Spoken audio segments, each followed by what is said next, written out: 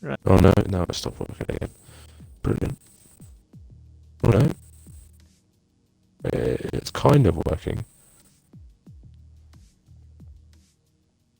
But Nice.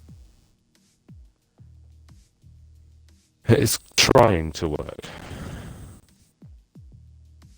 Yeah, well apparently the stream is up on... Yeah. Well, It's working for me. I've managed to get on the SLR stream. So... I've managed to get on the SLR. I can hear you, Max. I'll probably hear myself in a few seconds anyway, but it's I think I'm on. I'm clear, but you're quite like crackly and broken on my Max. I'll undo my mic and put it back in.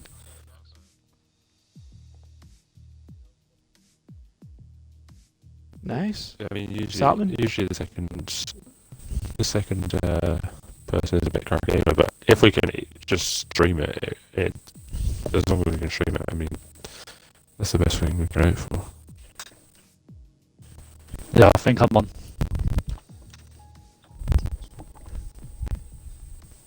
Right, no worries.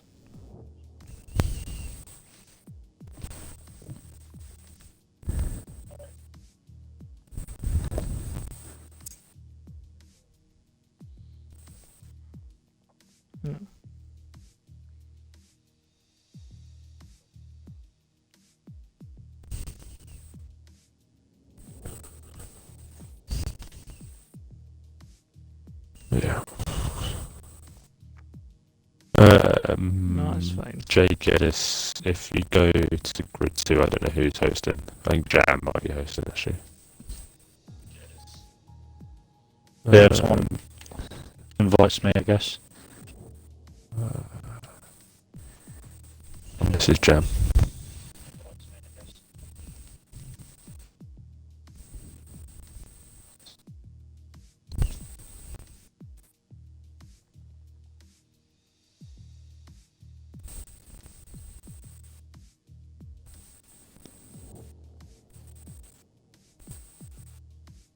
Yeah, guys, if people in the stream, can you just let us know if you can hear us all okay?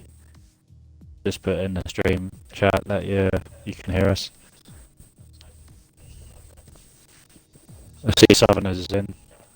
Freeman's can hear us, which is good.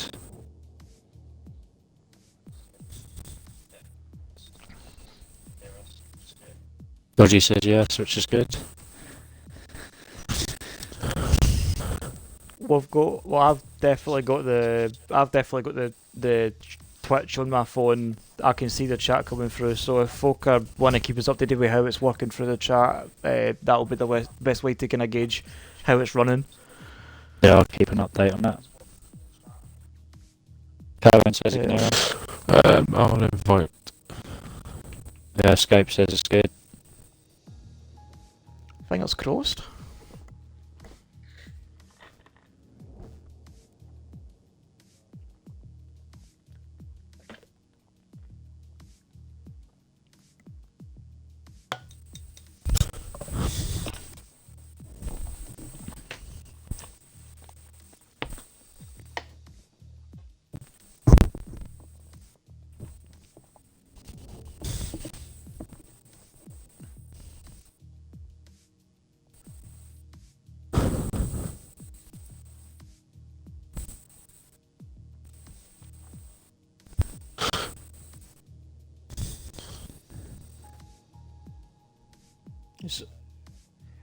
So we'll get you in. Just introduce the stream, the chat that we normally do. Bring you in, and then we'll just talk about it for 10. Smashing. Can do that. Right. Oh, my phone's just turned off again with that. I'll get up on my phone again, and I'll go because that'll be the best way to gauge it too. I've got an echo on my mic anyway, so I don't know who that is. I'm not sure. It's definitely not you because I can hear you twice too. I don't know if it's me, is it? No, I can I hear don't know. myself. we should just we'll go on with it. We'll start and then just get on with it. Yeah. Oh dear, you spilled my beer again. No worries, right. Hello and welcome to the first SLR stream of 2021. We are back underway and back racing in an invitational, the first invitational of the year. We're racing for the Great Ormond Street charity, which you'll see in the chat. The title is race for Race for Gosh. It's myself, Riggs, in the commentary booth for this event, and alongside me is my main commentator, Merx.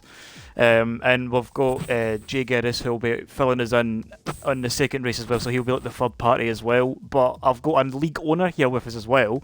I've got Scott in the party as well, and he'll be kind of just discussing the main reasons for hosting the event, like why we're donating to the Great Ormond Street Hospital, and what this can really do in terms of raising awareness and recognising the hard work of the charity and the workers. Hi guys, how you all doing?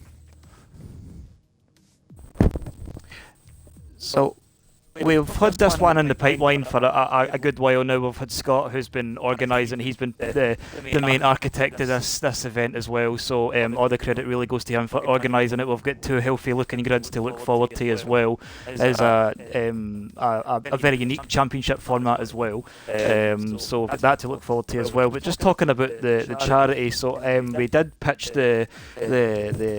a poll to the Discord to decide what charity we were going to donate to, and the majority had ended up voting for Great Ormond Street Hospital, which was I think we kind of keep that one quite close to our hearts as well. And the main objective, we've smashed the target twice, which is absolutely unbelievable. It's really hard to kind of grasp onto that, like that's actually happened, and it just shows the strength of the community. We had originally set the target at £600 to get them. I think it was 2 handheld devices. It was like Nintendo Switches. I think that was the main plan. Nice. We smashed that very very rapidly, and then we doubled it. And then again, the community and we shared it far and wide across our social media platforms, and we had people retweeting it far and wide as well, and we smashed that one as well, and we're just £100 shy of a third target we've set, which is £1,500 as well. So we're very much hoping to smash that one later tonight as well, once we get the racing up and running. Yeah, well, we've had some technical issues, so starting a little bit later. Can everyone hear me? Have I got everything on here properly? Yeah, mate. Yeah, magic. Aye, so as Rich was saying, it's been an amazing response to what we've been trying to do. I think when I set the first target at £600, I was kind of thinking I was chancing my luck. I didn't really think we'd even get any place near it, and within 24 hours, we absolutely smashed it. So it was just insane. So we just doubled it up, and not that long ago we got to that as well, so we were just like, well, let's just keep on going, boys, but yeah, the community at SLR has been brilliant. We've got nigh on 40 drivers racing tonight who've all dipped into their pocket to get us close to the total that we're going for now, which is 1,500, which we're only it's 84 quid away from now, so I'm hoping that we'll crack on and get to that tonight. But obviously hoping everyone has a good time tonight now that we've sorted out hopefully some of the technical issues, and just got on with it. Yeah, so I mean, it'll be great. It's going to be 2020 was really difficult for everybody, obviously, but it's going to be a really good thing. Myself personally, when I'm putting God knows how many Nintendo Switches into a checkout somewhere, and putting the address is Great Ormond Street Hospital, and getting them sent straight there. It's going to be a really good thing, a really good feeling, and it's just something that SLR and its community has achieved. It's just fantastic. So, really happy. Definitely, it's definitely a worthy cause, and we've had so many people in our community and outside it as well chip in whatever they can. As you said, 2020 was, I think I can speak for everybody. It was like one of the most challenging years that we've had in our lives, and we're very much just looking to bring this extra wee bit of joy and happiness into the lives of the children at Great Ormond Street as well. So just kind of try and make their days a wee bit brighter.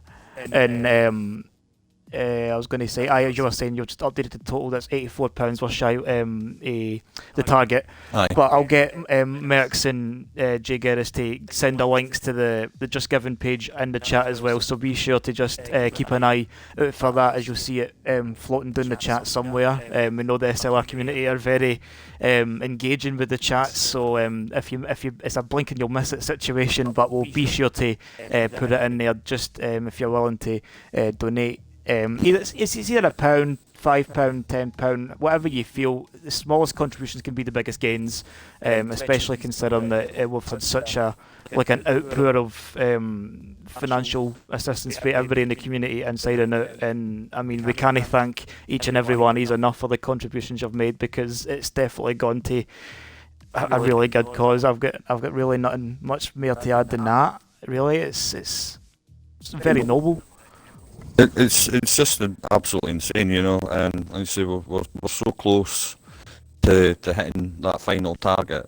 I'm sure we can do it. All I would say is that everybody watching, if you're not taking part, even if you're not able to donate yourself, just do what I did the other day and absolutely bug absolutely everybody that you have on Facebook, or I mean, I sent out a message the other day and tagged like just about everybody that I could be bothered tagging, and got a few bites from that, you know. So I think if everybody was to sit and do that right now, I'm sure we'd get there and more, no problem. So just fire out the link to the Just Giving page, share it everywhere you've got, you know, and we'll get this done, guys.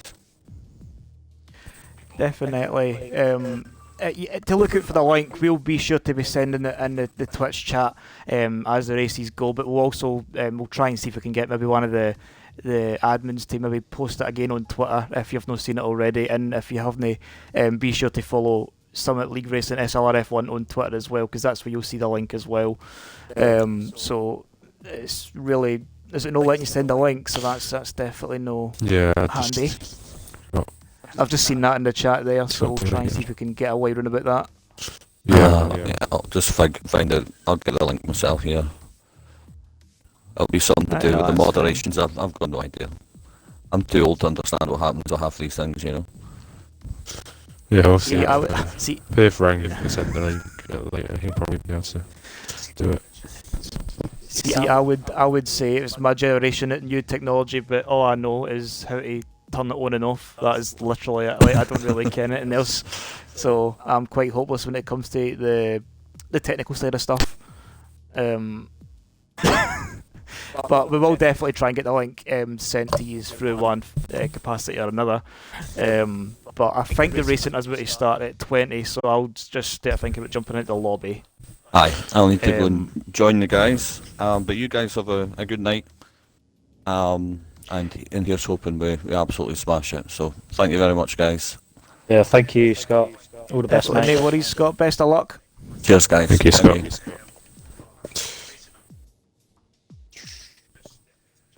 But is it still? I haven't tried. Have I still got the echo? No, I think we're good now. I think it was Scott with the echo. Right, so it was just Scott then. No, I think everyone could hear Scott Scott fine anyway, so it was. that's right. fine. That is the main thing. Because I mean, as you were saying, like it's like I think it's a very good charity we're donating to. It's definitely going to make the lives of children that wee bit better when they have to sit in the hospital and get treatment and get get help and such. So I think it's definitely going to I would like to think it would make their days a wee bit better with some Nintendo Switches to sit and play when they're in there just to pass the time.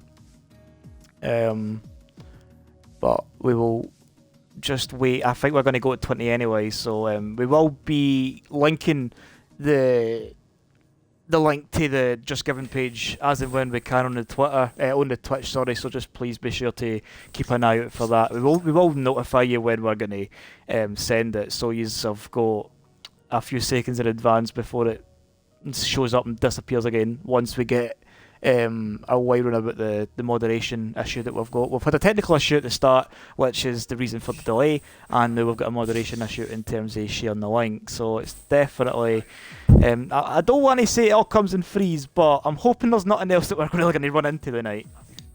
now, aren't you? I've just kind of threw us under the bus without you, sorry. Sam. Commentators' curses are real. You never learn, do you, Riggs?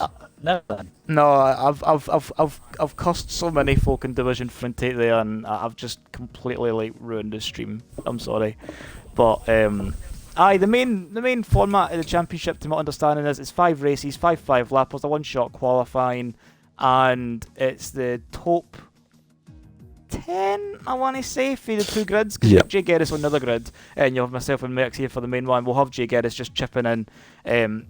With the way 5 lappers normally go, it'll be maybe just near the end, like just the end of every race, just to kind of run down the results and a wee quick overview of that race as well, because you'll be getting the main racing content on the grid 1, whereas Jay Geddes will keep us up to date with Division grid 2. Sorry, so that's kind of how it's going to be. It'll be 5 lappers, and then it's 5 lappers again, but with a different grid with the top 10 at each side, and then it's going to be we'll hear for the top 3 at the end. Yeah, that is. I think we are pretty much going, it. gents. Are you in? I'm in. Yeah, I'm in You're with in, this good. stop. We need Well, I single remember, initiative, so guys. that's his car. Oh, I remember. Happy New Year to everyone. Hope you all had a lovely Christmas. Certainly going to be interested to see how we get on tonight. Be good to see how much we actually end on. It'd be amazing if we can smash our target for this. There we go. But if you're watching, any money you can donate is fantastic. Oh. It's anything at all. There we go. There's Merx saying there. We've got it in the chat. We've got the SLR F1 link in the chat there. It's the most recent message you'll see. Just be sure to if you're feeling generous and you've got a couple of pounds to spare, that's your link there to donate to the cause and help us reach our target. We would very much greatly appreciate it. It's gone to such a great cause. And we're gonna be raising awareness as well, and we recognise just the hard work that the staff at Great Ormond Street Hospital put in days out, especially. I mean, like with in the midst of this this pandemic as well. So all the healthcare workers are being put through so many hoops, just trying to keep us all safe and keep us all fit and well as the struggle continues with the fight against COVID. But that's not why we're here. We're here for the children. We're here for Great Ormond Street. But that is your link there. We've got a live run about it, and we are on the final countdown for the first race. In our lobby, we're at 15 seconds to go. So I've not seen the grid, so I don't know who we've got. We can only see Teddy doing his smoking mine. So we've got a couple of quick guys that I can see there, and we've got a couple of dark horses in this lobby as well, for what I can see already in the top 10 there. And the 15 seconds were very quick for me. But Geddes, we'll hear for you as and when we can. We'll normally hear you for you just near the end of every race, if not the end of every race, just to kind of get a race rundown of what happened, as and when the results are finalised. And you can maybe shape us up for who we can expect to see in the final 5 races for the challenge for SLR Charity Champion, because there is something to fight for if you're on the grid. So they're going to have a very prestigious title once this race is done, if you're the best of the best. Keep with the crop. Absolutely. So I'll keep you updated. First of all, in this race, Wrangler has retired in qualifying. I'm not sure what's happened here. Just missed that, but he is out of the race. He's out of qualifying. As we go into, trying to think where we are. Bahrain. We are in Bahrain. Absolutely in Bahrain. We are just going into the third sector. You have to bear with me. I'm trying to figure out all the right bits. We're about to start soon, and you're already finished. So around the final corner by the looks of it, and I'll keep you updated with who is where, especially the first 3. Can we, and see when you're done, can we just get a tap 5, because I don't want to be that guy, but we are just about to start off here too, so... No, that's fine. We're actually about to start off here. So we're finished in qualifying. So we've had quite a few disqualified. So in pole position for us, we've got Rando with a 125.7. Then we've got Race Roller in second with 125.9. Jam Ham in third with 125.9.35. Literally 4 thousandths of a second split between second and third. Then we've got Liam and Sam, Crispy, Fempest, Panther, Lofty. Sorry, Original and Lofty. Then Predators in 11th and Hyper in 12th. And the rest have all been disqualified. Smashing. We'll greatly appreciate that. Get us and we'll get you in once we get to the final result of this race, and we can just have a wee quick blether and run down once again.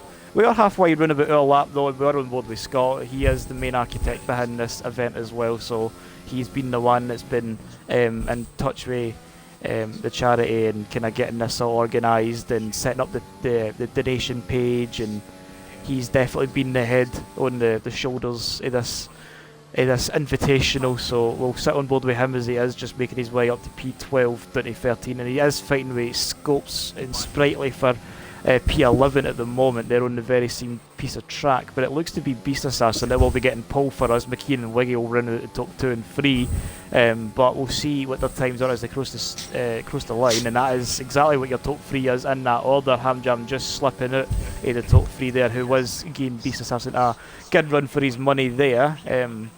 But that is definitely a P4 for the Elite Champion in Season 5, and he is the first Elite Champion since it was a new division. But looking at your grid there, we've got Beast and McKeon on the front row, we've got Wiggy in P3, Hamjam 4th, Clock in P5, Sync Unleashed P6, Smoke in 7th, Daisy, Dodgy and Neelig rounding out the top 10. And we've got Scopes, Sprightly, Scott, Sprightly, Gareth, Chick, Teddy and Freeman opting to start for the back. Looking at this grid mix, it's looking and we're like off in a my real race. Right, no worries. We will keep up with you as and when, if there's anything interesting, we will come to you as and when we hear for it. But looking at our grid mix, couple of got some really quick drivers in here. Yeah, we do. Hello everyone. Nice to see you all watching the stream. We've got about 30 viewers almost. Yeah, obviously Hamjam, Elite Champion, Beast, former Div 1 champion. The Predators who span in mine. And yeah, I think Freeman's obviously a former champion, so yeah, I mean it's going to be very close between everyone, I think. We'll be underway shortly. So yeah, I expect some close racing. Definitely, we've got Beast and McKeon on the front, who are two very quick drivers. They were formerly Ferrari teammates in Season 5, Beast in Elite and McKeon in Division 1.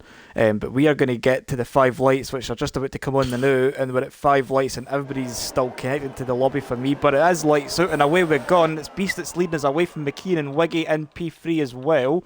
We've got Hamjam just slotting in behind Wiggy in P4. Clock's up the inside, but there's a late breaker there in one of the white cars. We will explain the team format when we get a free minute, but it is looking to be Hamjam already up 2 places, Beast losing off the start, whereas McKeon and Hamjam both, and there's big contact up at the back, and that looks to be Daisy. Daisy seems to be the one that's just plummeted down the order for me on my screen, but Sync's up for P6 to P5, Clocks went down a place for what I can see, Smoke's up, Scott's up 4 places already. He's always one for making good starts off the grid as well. We'll actually get the position changes up for you so you can actually see who's went up and down in the field, and Terry's up 7, Freeman's up 6, and I think Scott's up 2, but he's the first one to pick up a penalty. But everybody is filtering through the double left, the 9 and 10, as everybody is just kind of fighting for the same piece of tarmac at the back. But we'll ride on board with Beast, who has lost 2 places off the start, and as McKeon leading the way for Hamjam, Beast, Wiggy and Sync is in P5.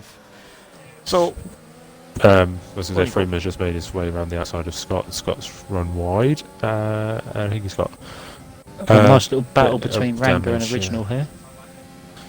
Yeah, Scott's got a big amount of damage on his front right end plate, so he's struggling a bit as cars are trying to navigate their way past him.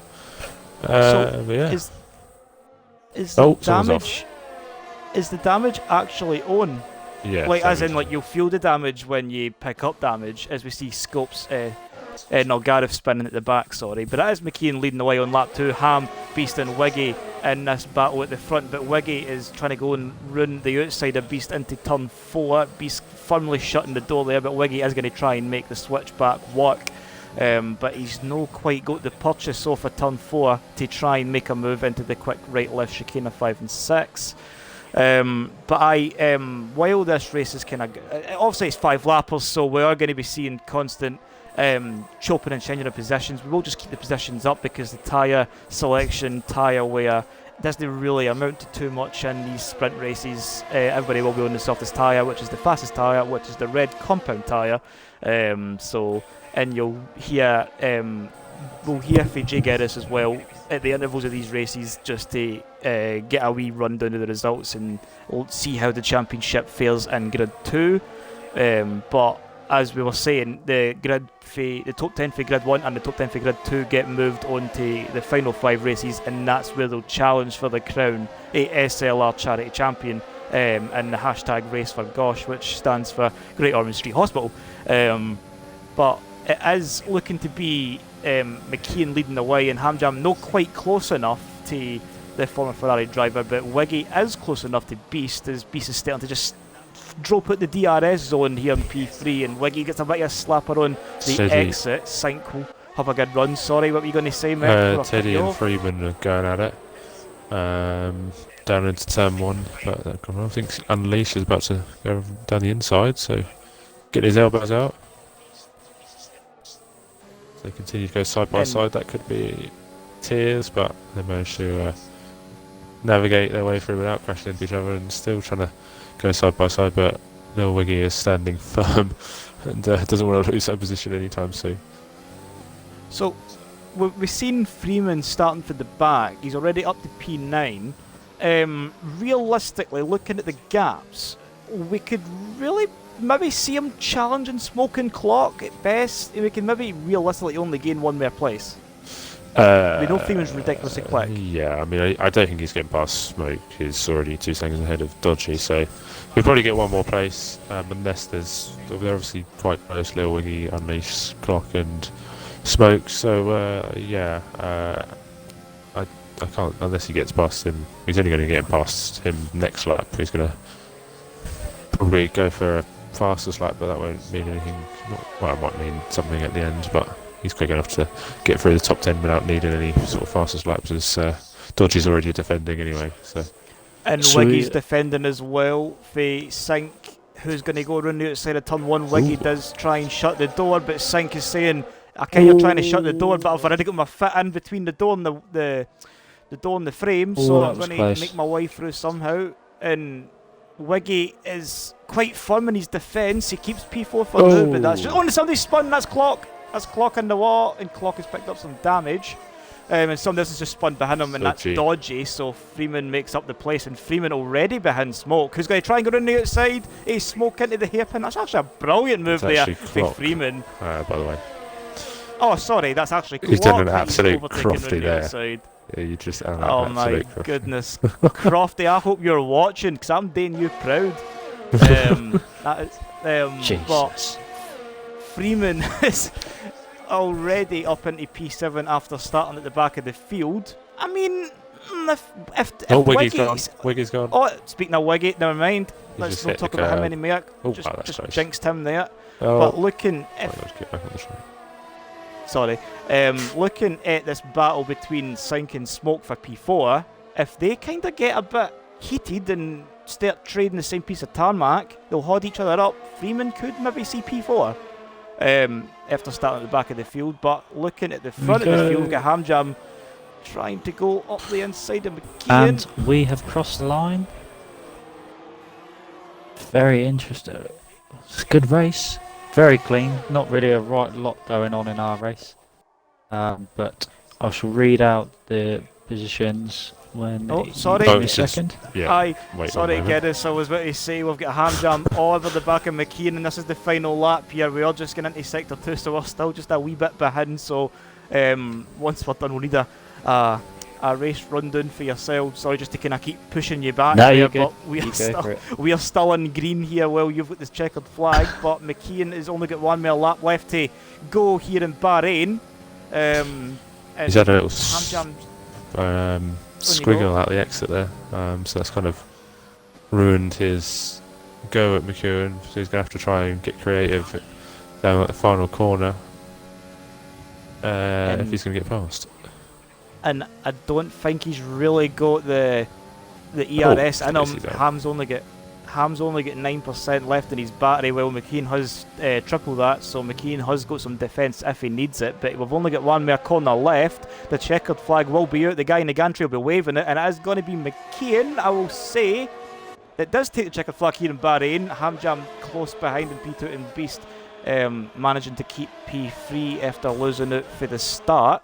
Sink, Smoke, Freeman 4th to 6th. Terry will be crossing the line for P7, Clock 8th, Chick 9th, and Dodgy will be rounding out the top 10. Neelix crossing the line P11, Sprightly 12th. Wiggy, after starting P3, ends up in 13th after his spin. Gareth kind of driving his own race in 14th, and Scott and Scopes will be fighting for the wooden spoon here in P15. And I think Scopes has just got his way by Scott, and Scott's got a penalty to add to his final time as well, so he'll be crossing the line in 16th and being last in the timing sheet if nothing else happens to Scopes. But it's a clean run to the finish, and that's us. Geddes will get you in quickly just for a rundown of your results before the next race starts. No worries, guys. So we have Race Roller wins the race, followed by Jam Ham in second and Crispy in third. Then Sem, Rando, Liam, who made up 6 positions up into 7th. Then Fempest, then Panther, and Original makes up your top 10. Firstly followed by Predators in 11th, Ranga 12th, Lofty in 13th, Beam, and then we have Hypers, then Owen Howell, and then Darnell at the back of the grid, who picked up a couple of penalties. So definitely, as you were saying, it was quite the quiet race. Yeah, I think something happened at the beginning with one of the guys. I think it was Predators. There was a bit of a tap, and I think Darnell had a bit of a issue as well. But so yeah, let me just quickly check. Right, so while we've got this wee interval and everything else is kind of getting set up, I will actually read out the format, because that's one thing we actually forgot to do at the start. But it is just to interrupt, sorry, Riggs. It looks right, like our target has been reached. The 1500 has been smashed. Comment from Scott. Target reach. Mike Collier, you absolute rogue. And I believe that's Colden. So it seems to be Colden has smashed out the park. I'll let you know the donation. No worries. So I'll let you know. I don't mind being cut off for that when you go. And I can't see. Oh, hang on a minute. Bit of a technical issue here, guys. Bear with me. So yes, we've smashed it. We're exactly on £1,500, and comment from Colden. It's a great thank you at SLR for doing this for the kids. Love from all at Colden Environmental Services, and he donates £84. Wow. Colden, if you're watching, mate, you're an absolute hero. Unbelievable achievement, guys. So hats off to all of you. Not just Colden, but to everyone who's donated. What an amazing achievement from this racing league, and everyone watching. If you've got anything else available, guys, keep on donating. The link is in the Twitch chat. Exactly, it's definitely gone to. I mean, I'm going to sound like a broken record, but we're doing everything we can. It is for a very great cause, great sentiment behind it, and the community once again very encouraging in their support to reach the target. And as you were saying, quite rightly there, Colden helping us cross the line for the 3rd time. We've been doubling the target and extending it just to kind of see how far we can really push ourselves and how much we can potentially give to the children and the charity as well. And we're really I mean, I'm honestly quite astonished at the fact that we're actually just exceeding target after target, because it did start at 600 and we've nearly, well, we've done that, and then we done 1200, so we doubled it, and then we smashed that, and then we added an extra £300 onto it, and we've just broke that as well. So it is just quite remarkable. So we will keep sending a link to the Just Giving page in the chat, so we'll get them to send it. We'll get it to send them after Baku, but I'll quickly read you through what the main structure is, because we had only just briefly touched on it before it got underway. We had technical difficulties at the start, so just to fill you in, it is five lap races, and the tracks in the first stages is Bahrain, which we've just had. We've had Baku, which is where we are now. We've got France after this at Le Castellet, which is the south of France, and we've got we've got Mexico in Mexico City, and we've got the USA at the Circuit of the Americas in Austin. And then Anchor's retired the again. final 5 tracks.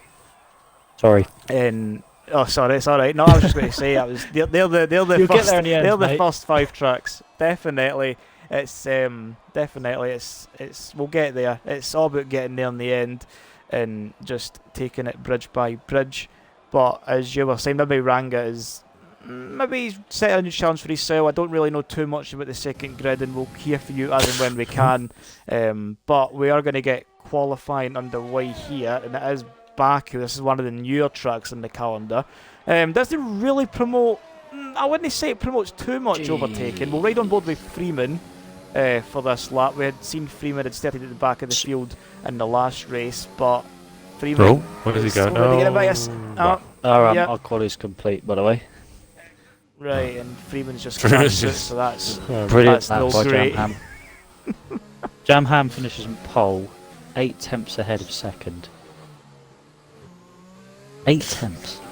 So Jamham, followed by Race Roller, then SLR Darnell, then Thempest, Paraquix, Rando, ARL Predators, Liam, Hypers, and then Lofty making up top 10.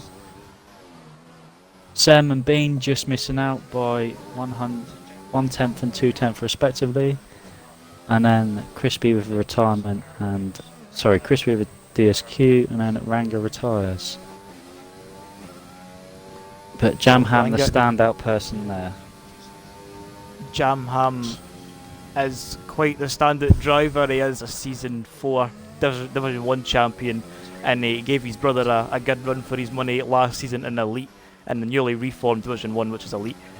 So he is definitely one of SLR's best, so I expect nothing less than a pole position for Jamham. But it looks to be his brother that'll be taking. He'll definitely love me just supporting him, blowing smoke up his back end there. He'll very much love to hear that on the replay, and it is going to be his brother taking pole here in Baku in Grid 1. By a stellar 7/10 of a second, beast in P2 this time, and it'll be synced rounded at the top 3.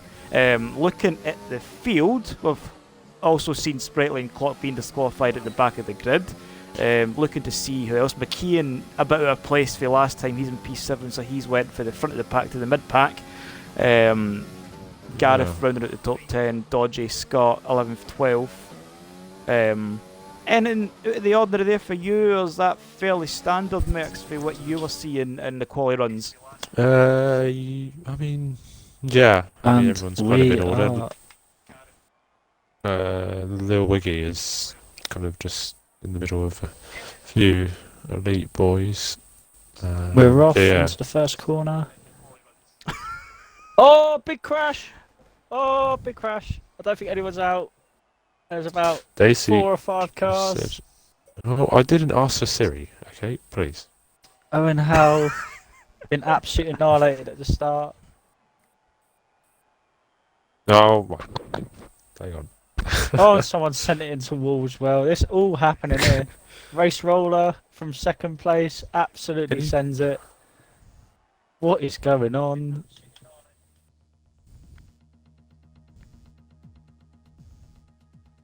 Right. I don't Siri really know what's happening. To go away.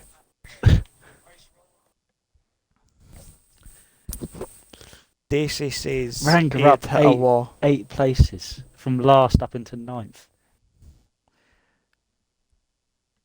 I'm trying to remember. I mean, that's very much Another yellow showing flag. glimpses. Oh dear, someone's hit up in Castle sector. This is Lofty, I think that was. Yeah.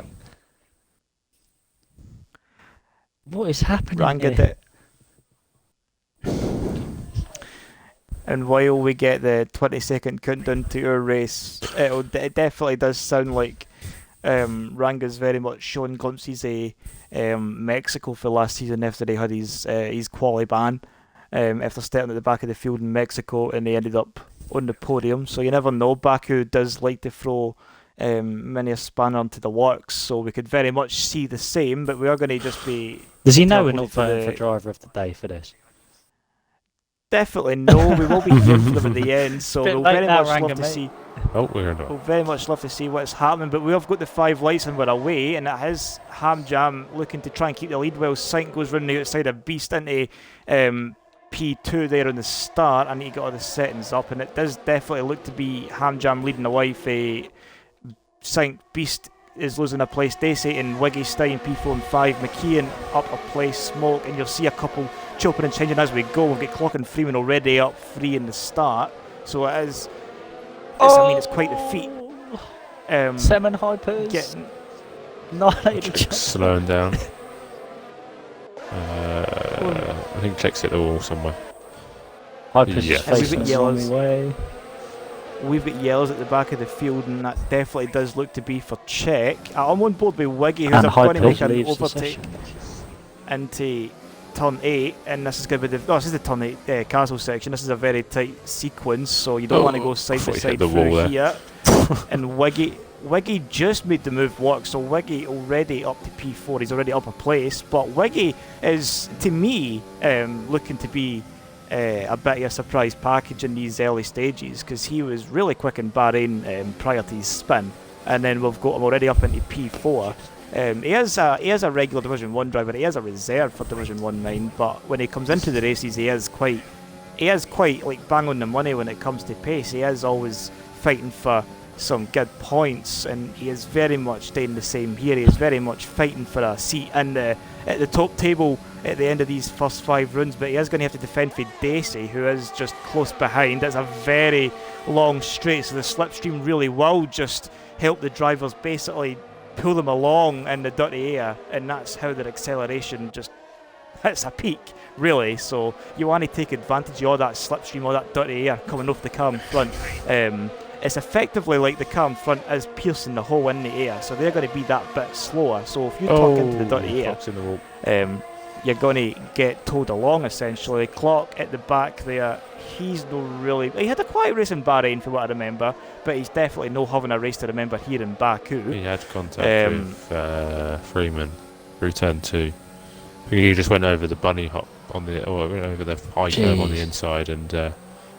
so Crispy for us started in 16th place, now up into 5th.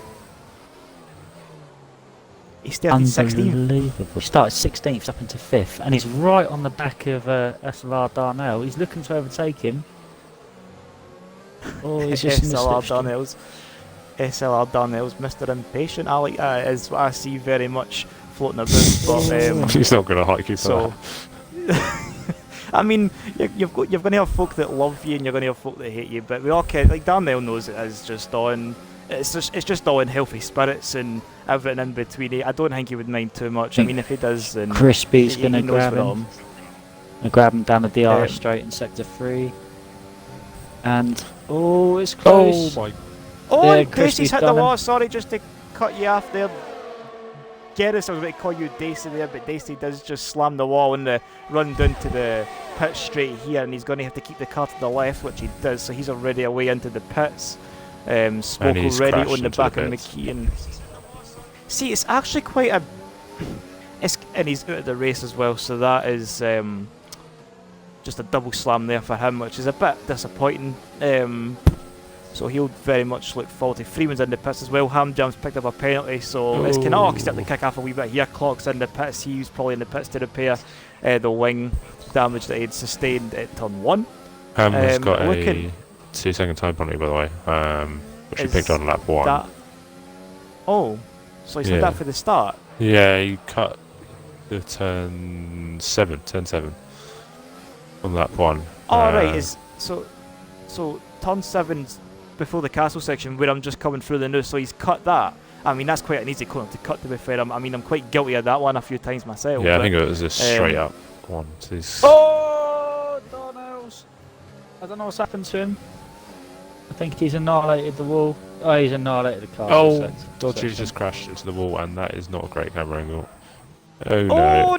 Gareth's looked up and he's just Oh, slamming he's his back. parked in such an awkward I place. thought that was going to be a pile up.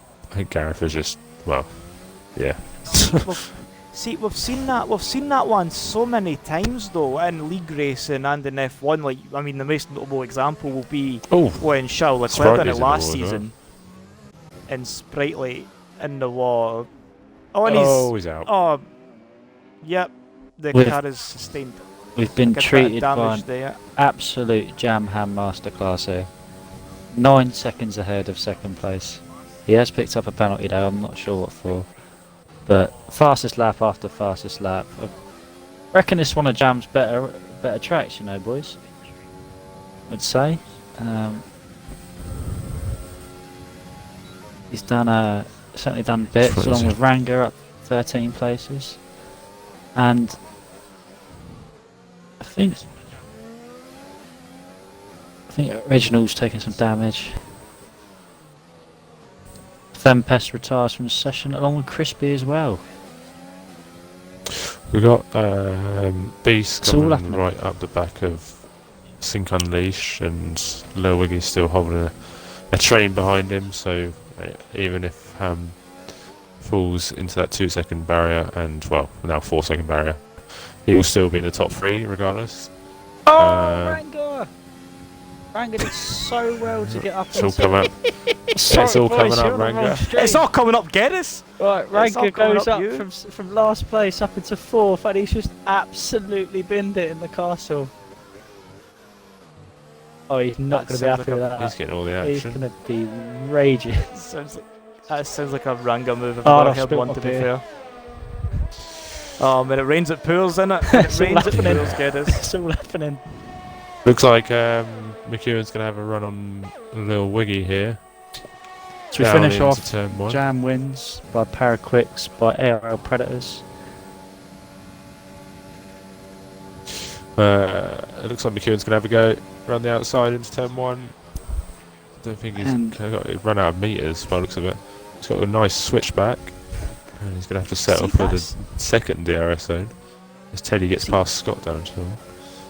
See, I'm on board with McKean now. I was watching that on board Smoke, but I'm on board with McKean now, who is just brazen by Wiggy there in the run down to turn 3. But is Wiggy going to be alongside into turn 3? He is not. So Wiggy's resilient defence unfortunately coming to an end there. But P5 still a very healthy result considering the talent we've got on the grid. We've already got a few drivers for each of our 4 divisions. We've got drivers for Elite. We've got folk for Division 1, 2 and 3. They're the main 4 divisions in SLR. So we've got a real mixing pot of them all in this championship series that we are running. But Beast has just lost it all in turn 7, 8, 9, 10. And he's outside DRS. Looks like he's going to miss out on beating Ham as well. He's got 4 seconds.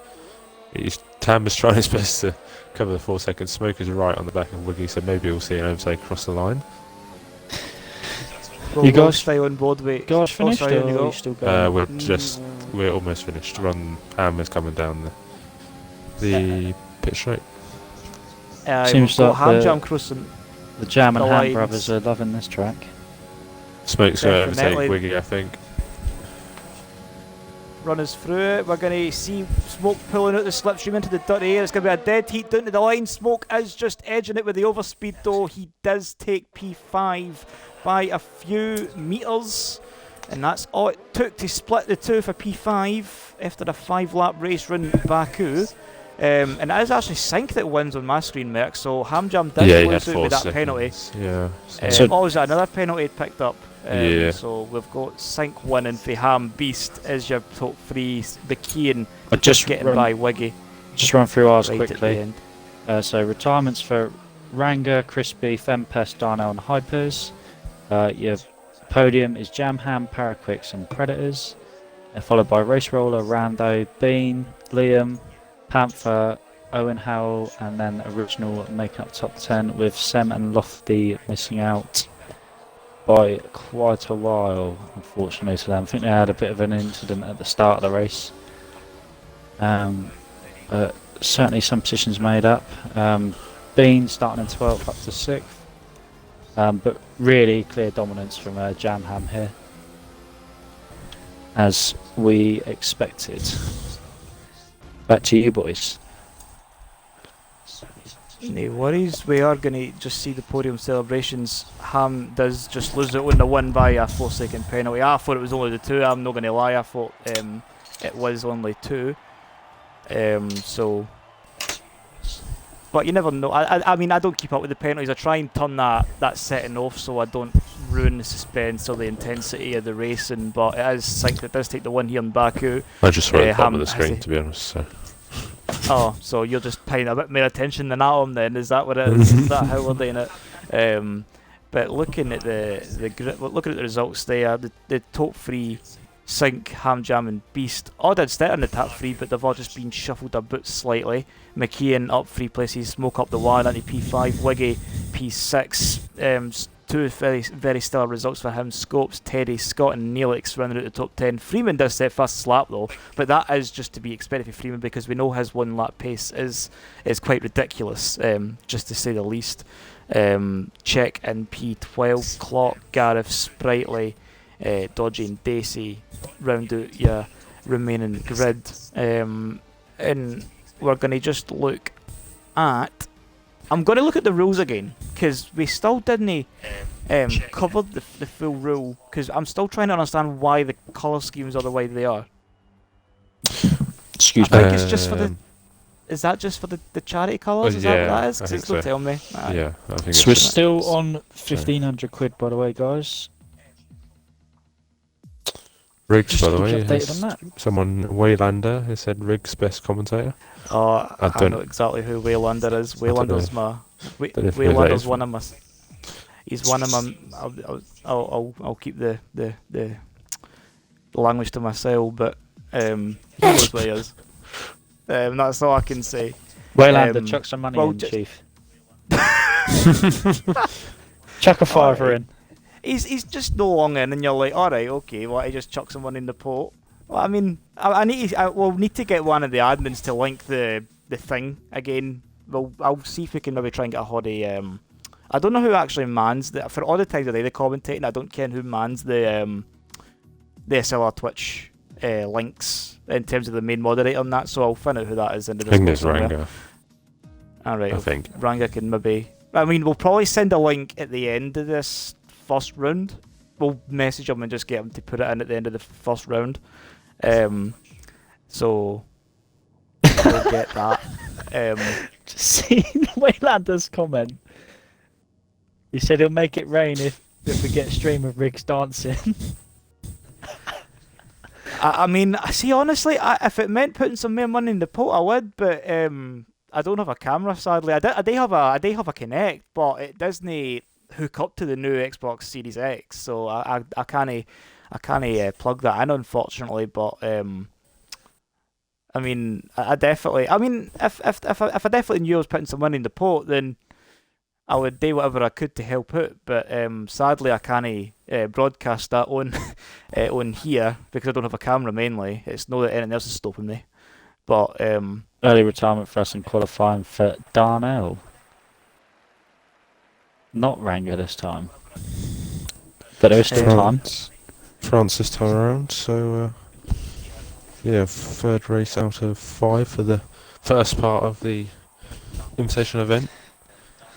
Yeah, I don't know who's. I think Ham and Beast up top. I didn't really know. I didn't really look. I think Ham finished second twice. McKeon's won a race and finished 4th. Beast is 3rd twice. So I think they'll be the main. In Sync was 5th and 1st. So they're probably drivers that are in a very strong position in terms of the actual points, and then I feel like maybe the rest, Wiggy as well, like he's probably like in that running as well, no quite as strong as the top 5, but he is still in the running. I think the remaining 4 spots are very much up for grabs at this stage, but we are going to watch a qualifying lap, pick a driver, and we'll see who we can ride on board with. So for us, we got Crispy on pole, followed by Jam Ham, then Rando. Good lap there, mate. And Race Roller, and then Liam, Ranga, Bean, Sem, Panther, and Original making up your top 10. I think Original's qualified in 10th. Every single one. Mr. Consistent. They say consistency is key, but whether it's for P10, I'm no so sure. Rocking the Jamaican flag as well. By the way, Freeman has invalidated, so he'll be starting from the back again. Right, so Freeman very much looking today. Are very much has also invalidated. So looks like it's going to be Beast up there again. So Freeman looking today a last to first challenge for each of these 5 races. So he has decided to make it that bit harder to try and get himself through into the final run. But I was on board with Smoke for the majority of the lap, and it does look to be Beast, who's very much looked untroubled. I don't know how far in front he is. The data doesn't really come up for us, but Beast very much keeping his name in P1 for 95% of the lap. Is he going to keep it in place where it really matters? Is he going to take the fastest lap of the session? He is. It's a 1:28.1, 2/10 faster than McKee and Ham. Smoke just losing it right at the end there, so that's your top 4 here. So Smoke does take P4. We were on board with Smoke. That's who we were on board with for that lap. We're going to just try and shuffle up a wee bit and go on board with a different driver each qualifying session. So very much top 5 is 4 of the main suspects we were talking about. It'd be Beast, McKee, and Ham, Jam, and Sink. Rando's done a jump start. He's going to be upset with that. And we've got Smoke in P4 as well. Check, Clock, Dodgy, Daisy, and Neelix round out your top 10. And as you were saying, Max, Sprightly, Freeman, Teddy, and Wiggy have all picked up an invalidation on the lap Crispy somewhere. So that is a grid. Oh, Fempest has retired from session. And it seems like another big crash here, guys. Again. Original involved along with Lofty. But Fempest takes the hit here. We've got another yellow flag. What's happening? Oh, Crispy grabs a penalty along with Rando. It's all happening. Baggy says, welcome to anyone new around here watching for the first time. Again, welcome guys. Thank you for watching. Hope you're enjoying what you're seeing so far. We have got 2 races going on at the moment. We've got one covered by myself, and you've got Riggs and Merckx covering the race on stream. I'll try and keep you updated as much as I can. And if you're tuning in for the first time, or if you're a regular member and you're showing up for the Invitational Championship, we will try and find a link to the Great Ormond Street Hospital charity and donation page if you're feeling generous enough to donate whatever you've got left in your wallet. The lights were on and then they were immediately off for me, Merckx. They weren't really hanging about this time around, but Beast does keep the lead from McKeon, who is looking to try and challenge running outside into turn 1. He is going to go for an early switch back as the off-camber turn 2 really does. And he really look is catching any of the drivers out. Oh, let's say that a bit too soon there. Yellow flags are a bit out. That's a bit premature for myself, but looking at the position changes, top 3 remain unchanged. Sinking, Smoker switched.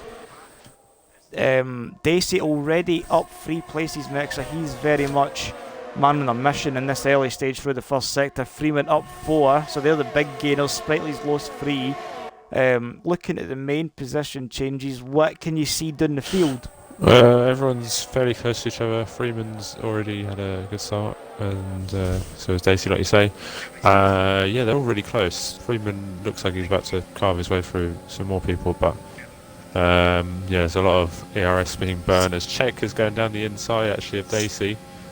It's the fast right-hander, flat-out right-hander, and he's got his way back past. They're all within DRS range of each other, all within inside a second, so it's just a sort of battle at the moment. get a position as Teddy gets past Neelix. Oh, we've got another spin here. And we've got Czech already going to go up, run the outside of Sink, and I think Dacey's going to try and follow him through, but they both just run a wee bit too wide. Sink does just climb back up into P5 after a mistake off turn 12, and now Dacey's going to try and get his way back through Czech, but Czech's going to have the slipstream of Sink and Leash in front, so as you were saying, it is just going to be a big train, and I think France is just one of these circuits that, I mean, it is and Czech's about a twitch on, and that's going to allow Dacey to go back up the inside into P6, into turn 3, he's already made the move, so Czech has to settle for P7, and he picks up a penalty for his troubles there as well, and he is the first to do so in this race. We've got a bit of action at the back of the field, and that looks to be between Gareth and Sprightly, as they are both jostling over 16th at the back. Looking at this train, it is looking to be Czech, and there's a wee gap to Dodgy, and Dodgy's holding this train up as Freeman's already underneath the rear wing of Clock, who's underneath the rear wing of Dodgy, so this could be a battle to watch as we see Sink on Leash picking up a penalty. Dodgy keeping Clock and Freeman behind just for the now. Here comes Freeman. In touching distance Oh, with this Czech could on be Freeman. Scary. Freeman backs out, thankfully. That's big. Is it going to go? It's all happening in your race now. Oh my god. That Going a bit Very quiet much in was. here for the moment, lads. Again, Crispy's leading, and we've got Jam Ham. What's happened there? Oh, Rando's had to pit. Oh, Rando, you're doing so well, mate. yeah, Freeman's just got absolutely damage. sent. From no fault of Freeman his just- own. He just got involved in someone else's incident. Unfortunately, Clock and Dodgy, I think it was. Yeah, Oh. that was. Oh, Crispy Aye, picks like- up a penalty. Yeah. We'd go. I don't know what's happening. We there, had- guys. It seems to be one or two people keep spinning. I think it's Owen Howell for this one. Czech's just slowed down. He just not let sure why. Dodgy by in mine. He just let Dodgy by, and now he's just tucking up underneath the rear wing. So I don't understand the main premises behind that. But you just missed if you didn't catch it there. Dodgy and Clock were going side by side through the fast right-handed turn 11, and I think Dodgy just maybe subconsciously just turned in a bit tighter than he normally would have. Clock tapped the rear wheel and was sent into a spin. And Czech's already back up the inside. Sorry, Max, just to cut you off. I knew that was exactly what you were going to say because I was on board with it. But sorry to cut you off there. As car number 66 makes its way back by car number, I don't even know what number that is, so I don't know what I try and say. I can't see Dodgy's number. His number's black, and then his car's like a quite a dark purple when you're seeing it for a distance. So it is quite hard to see the number in the outline. But he gets a bit too much of the curb, a bit too greedy on the inside, and that's threw him into a spin. It's gone on the outside. Oh, a bit of contact. Oh no, Ranga pushes him off. I mean, it sounds good. I wish we could see it, but McEwen is right on the back of Beast, having said that, and just as I say that, he goes wide through turn 1, which kind of spits him out of turn 2, but yeah, he's well in the DRS zone.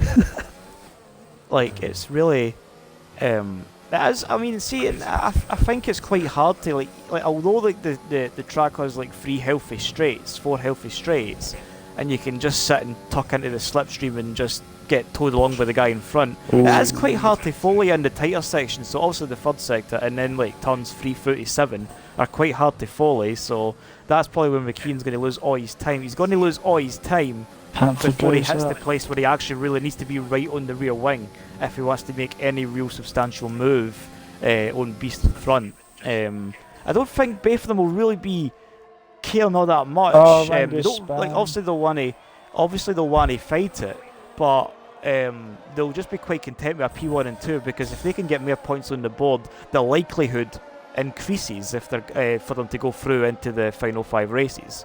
And that's where you want to be. You've got to be in the second set of races to win, because we only take the top 10 for this grid, and we take the top 10 for the grid that we're getting Geddes to chip in with in grid 2. Rank we're in on the final corner. We're So on we've the finished here, last guys. lap now, but yeah. So Jam we'll Ham run you taking through- win on over a penalty on Crispy. Yes, Crispy led we'll- the whole race. get us. We'll take you in. I mean, because this race is. Go on, you go, keep going. Sorry. Because you're just sitting running it down, and we're just starting the final lap. So you're just like that wee minute or two ahead of us.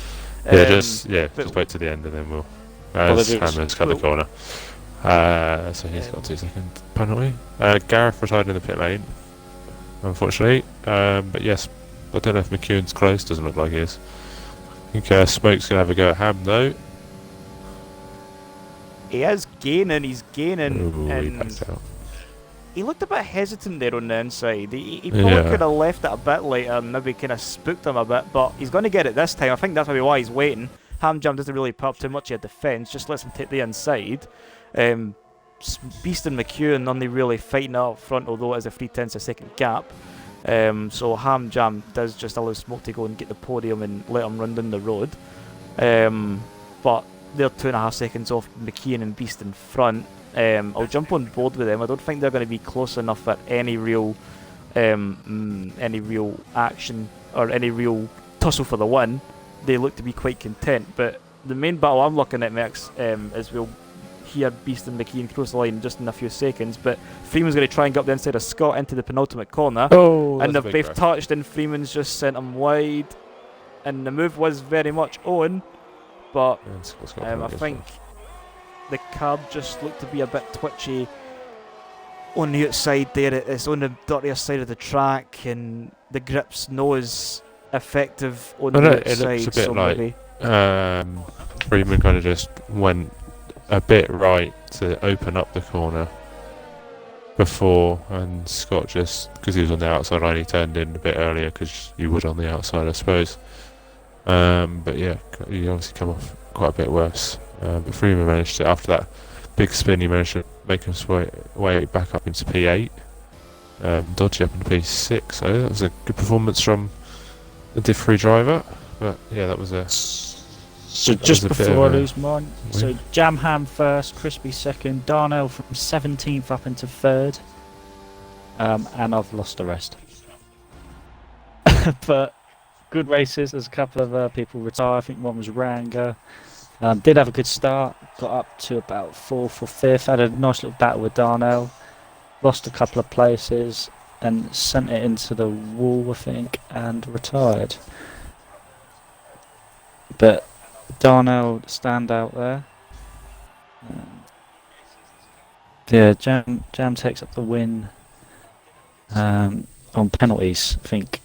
I can't remember who was first. I think it was Crispy. He had a couple more penalties than him. Just mainly for exceeding track limits. But yeah, that's that from me for this one. No worries. Looking at the chat as well, we've got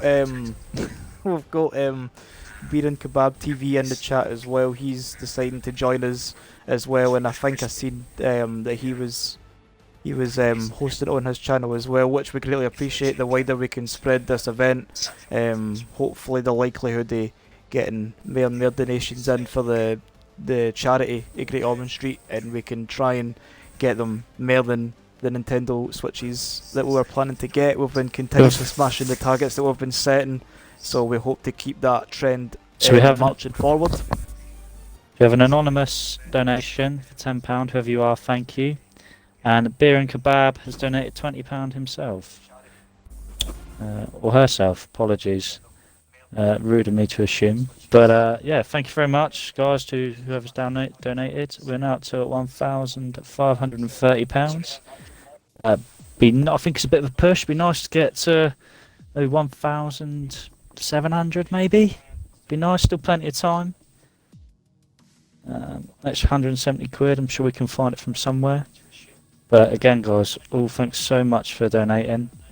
For an amazing cause. And like I said, if you've got anything, any spare change you're happy to donate, please send it this way. It's for an amazing cause. And let's get some more Nintendo Switches through the door.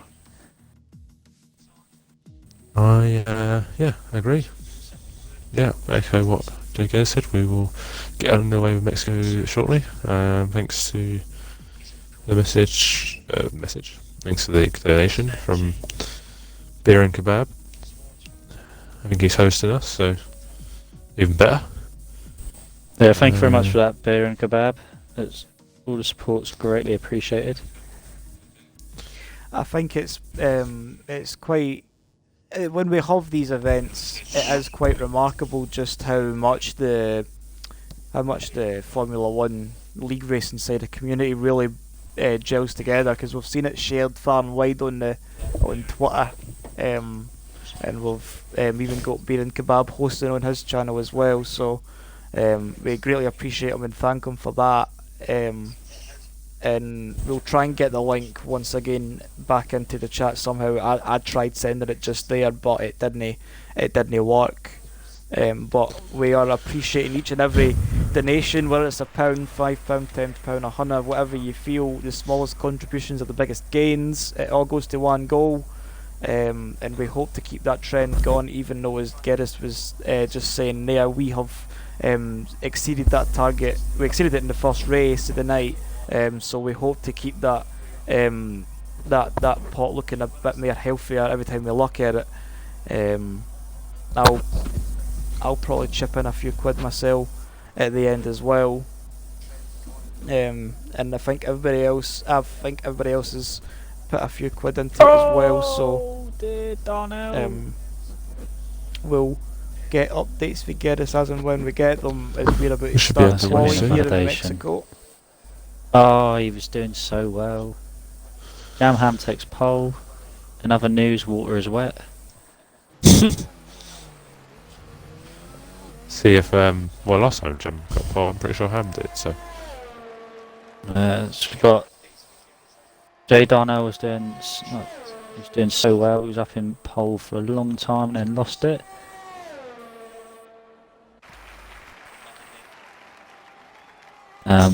Jam takes pole by a whole second this time. I think Jam's been practicing, you know. I mean, Original he normally does, to be again. fair. Original's going for 10th place finishes. 10th place wins the race. Consistency definitely is key, but I like, as we were saying, like drivers in the league.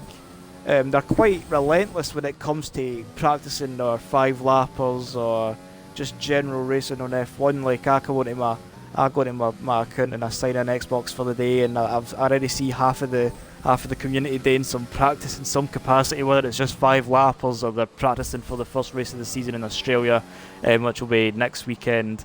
And like everybody, like they're pretty much like Christmas and New Year's, very much nothing to them. It's just mere time to put the grind in and get themselves ready for the season ahead. But while Freeman was qualifying at the back end of the field the first 3 races, he does take pole here in Mexico. Finally gets a good running. Definitely. We've seen him invalidate in Bahrain, we've seen him spin in Baku, and we've seen him invalidate again at Le Castellet in the last race. But talking about the disqualifications, half the grid have failed to set at a time. So that's quite interesting. But it is Freeman for Beast and Ham as your top 3 here. Clocking P4 second, 1.6 off the pace for Freeman, who's set a 13.5 here. Dodgy in 5th. Gareth Neelix and Sprightly are the last of the timed runners, and everybody else has been disqualified. So I think, so how do they measure disqualification? Do they measure it by how early you actually disqualify, like invalidate the lap? Oh my word! What has happened here? So if my word! It's like Calm bumping down, guys. Goodness. It's like, sorry lads, but we've got absolute carnage. Jeez. But I mean, Mexico is quite a good track for racing to be fair. It's got a ridiculously long turn 1, so a ridiculously long turn 1. It's got a ridiculous run down to turn 1, should I say. So maybe pole position's no where you want to be. So Freeman eventually getting his act together probably ends up getting it right for the worst race so far for being on pole. Yes. Freeman doesn't usually get the best of starts. I wouldn't say he's the best. Well, I'd say I usually say isn't the best off the line anyway. What is in happening terms here? of the whole grid. So we'll see if anyone else can get launched. out. But the slipstream will be Well, quite a lot. There'll be a massive toe. What has just happened? Oh my god! So Freeman is on the right, it is Beast on the left, and we are away. Plumes of smoke get kicked up for the tyres, and it's already looking to be ham jam already underneath the rear wing of Beast as he goes inside the pair of them. When they're on into turn one, we'll get a good camera angle soon. Freeman's already getting pushed into the mid pack as we see clocking up the inside, picking up some damage. So he's left it quite late on the brakes there for what we can see, but Freeman does just manage to escape it. It's all kicking off at the back of the field. We've got a car facing the wrong way, we've got carbon fibre flying about all over the place in that midfield. As we see Gareth and Terry at the back of the field, we've got Neelix, Wiggy, Scott rounding out the outside of the points. We've got Smoke and Scopes going at it for P7. Dodgy doing a place with P8. Scopes up to 7th for back of the field, so that's a strong stuff for him. McKeon up 5 as well, so we've got two very healthy gains for McKeon and Scopes. We've got Syke also adding to that list where he's also up 5. Hamjam's up 2, and they two put him for P3 up to the lead. McEwen on so we've got some Clock, sorry to interrupt, he's going around the outside into the final sector. Clock's got damage actually, but I think a lot of people do actually. So, we'll see. Oh, there's action down into hairpin into the stadium section, so a lot of cars funneling through as they'd escaped lap 1 carnage. Beast looks like he's had a poor run through the final sector and the side-by-side down towards turn 1. Smoke's already into the pits, so it looks like Freeman's going to be able to get past. Oh no, Beast's going to try and hold it around the outside. Now gets the inside. We just about stays ahead. Well, Freeman actually overtakes. Freeman's actually, he's quite renowned for his moves, albeit they're on the brilliant side-by-side through 3 corners. They're normally just lunging for 300 metres back into a hard braking zone. That's Freeman, but if it gets the move done, it gets the move done up into P2, and he's going to have his eyes set on Hamjam in front. Your eyes. I just said it weirdly that one time, and I'm just like, I can't believe I just said it like that. But he is already up into P2. Well, I mean, I say up into P2. He's been done for P1 to P3, and he's in P2 now, should I say. Looking at the rest of the field though, we've got Dodgy really kind of starting to create a bit of a train. Clock's just running his own race with damage in P5. I don't think he came in.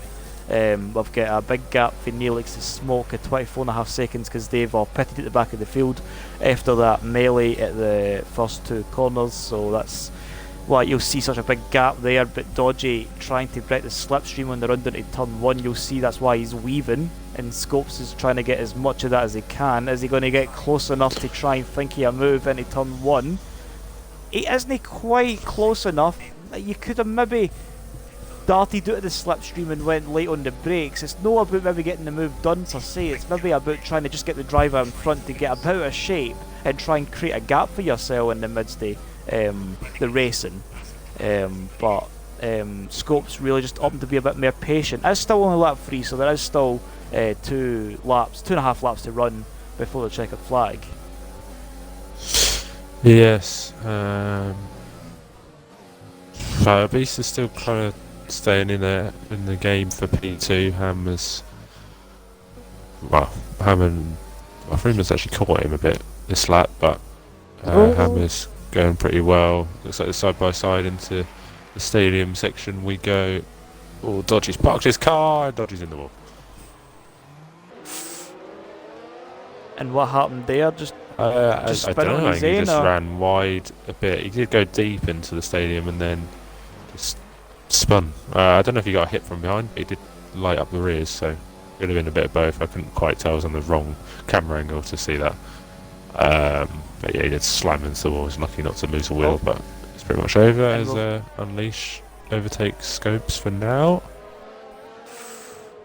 Or does he? Scopes going to try and hold it. Scopes does leave him the space on the inside of 2, but even though he leaves the space, he still takes the place. So sync up to P6. Riggs is a poet. A day like a healthy rhyme, if I say so myself. Shakespeare, just watch out, I'm coming. But it looks to me like Freeman's really kind of bringing Beast along with him, rather than Beast fighting to keep in position. I was about to mention that. Freeman now back in the DRS range of Ham Jam. Can he stay ahead? Will he let him get ahead? Will there be any fireworks between this pair? Or this split? The trio. Triplet sounds a bit weird, but trio. I would go with trio. That sounds a lot better. We'll see. It looks too fast. Slipstream's not exactly the greatest thing in the world down here. You have to use quite a bit of ERS to even get up and alongside, even though it's such a long straight. It's just hard to follow and get close. But it seems like Freeman's going to have a decent run, but doesn't really have enough ERS. And I don't have the ERS actually up, so I do apologise for that. I do like to measure. Clock is round. He's hit the rear of Sync Unleash. I just had a look. They were battling. I think he might have just understeered into that, but unfortunately he's spun round and he's got going again. I don't think he got damaged because it was a. Oh no, he did get damaged by the looks of it.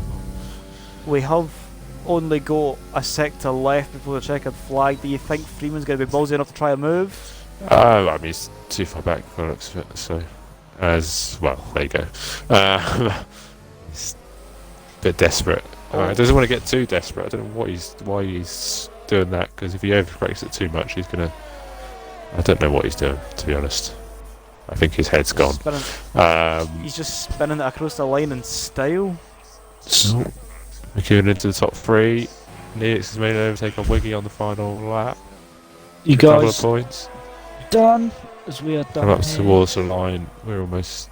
Yeah, we're coming up towards the line, so we'll see. Okay. Clock's going to get 8th and Neelix 9th, and it's going to be Lil Wiggy. So we have here Jam wins again. And then we've got Panther in 2nd. We've got Darnell in 3rd. Starting at 11th. And then we've got Race Roller started 16th up to 4th. Followed by Bean, Fempest, Predators, Crispy, Rando, and then Lofty. And a couple retirements here. One for, I believe, one for Original, one for Ranga, and one for Sen. Just keep you guys updated as well. I've had 3 more donations. I want to absolutely butcher this name, so apologies in advance if you're watching. It's either Kiara or Kira. Yeah, that with is. £20. Thank you very much. I think. Waylander donates £20. Comment of one day will make rigs dance. Great work, guys. And then Daisy with a £20 donation as well. So the 3 of you, thank you very much. We're now on 1,590. Honestly, guys, this is amazing. Like, made up quite a lot of money just since this has been streaming, so it's really appreciated, guys. I think we're about £174 up just from the start of the stream. So guys, if you can keep it coming, that'd be amazing. But your efforts are unbelievable.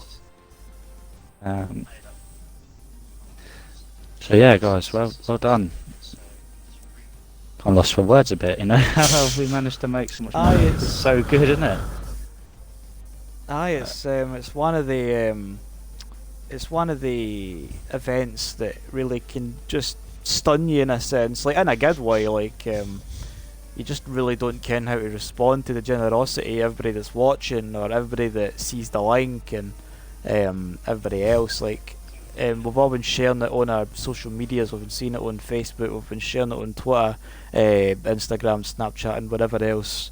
As well as our own general Discord, so that's where we've been sharing it. And if you've seen it along your travels, looking at the news, looking to see what your pals ordered for dinner, or what your pal's been doing, or what teleseries your pal's watching, or whatever, like you've just seen that link creep up somewhere, and you've just been like, right, I'll, instead of buying my coffee, I'll just donate that to the Just Giving page and help towards the cause. Like it's the same thing. It's the smallest contributions that end up making the biggest gains. It's like the saying, like, if you look after the pennies, the pounds will look after themselves, and if you keep putting pennies away, they add up to be the pounds. So that is very much that. But again, we just want to express our gratitude to the efforts of everybody at the time, and a few quid in the pot to help us towards our cause and our main goal. There's a figure in the chat from Scott, £1,590 and counting, I hope. Yeah, I mean, we smashed it. I mean, like Scott said at the top of the stream, we weren't expecting. We thought £600 was maybe going to be tough to reach, but it's £1,000 more than what we originally asked for. Smashed it, and then some. We just kept going and going, and well, it's it's just going to keep going up and up. So we'll see. And it's how went far up we at £20 again. £20 Sorry, again. Max. So we've on over £1,000. So what we're on now then, guys? We are now 1,610, I believe. Yep, and we have Kiara has donated again. Thank you so much, guys. It's £40 in the space. I hate hearing my voice in the background. Like, sorry, I just held myself there, and I'm like, oh no, that's me. Oh dear. To be fair, I'm in the same boat. But yeah, got CP mids in the chat, dub in the chat. Can we get a dub in the chat? Can we get more dubs in the chat? Dubs everywhere that I'm seeing tonight. There he goes. I didn't get on the act. Oh yeah, they're rolling in now. Yeah, Riggs has put his own dub in there. Exactly. But talking about dubs, we'll soon find out who'll be making their way into the final 5 races. This is the final race of round 1, and we're here in America. As we are going to get qualifying underway, I'm going to just pick a name at random, and we're going to just jump on board with them. We're going to jump on board with... No, we've done Freeman already. We'll date with Clock this time, because we've done it with Clock yet. We'll date with Clock, since we've not really seen too much of Clock, really. He's been quite under the radar for us in this series, so we'll ride on board with Clock as he does qualifying here in America. I'm assuming yours is still that wee bit of heat as Geddes, so do you have the results there? We have Crispy first, Darnell second, Jamham third, followed by Paraquix, Rando, Roller, Owen, Fempest, Predators, and Sem up in 10th. And then a couple of DSQs for Ranga, Original, Liam, Panther.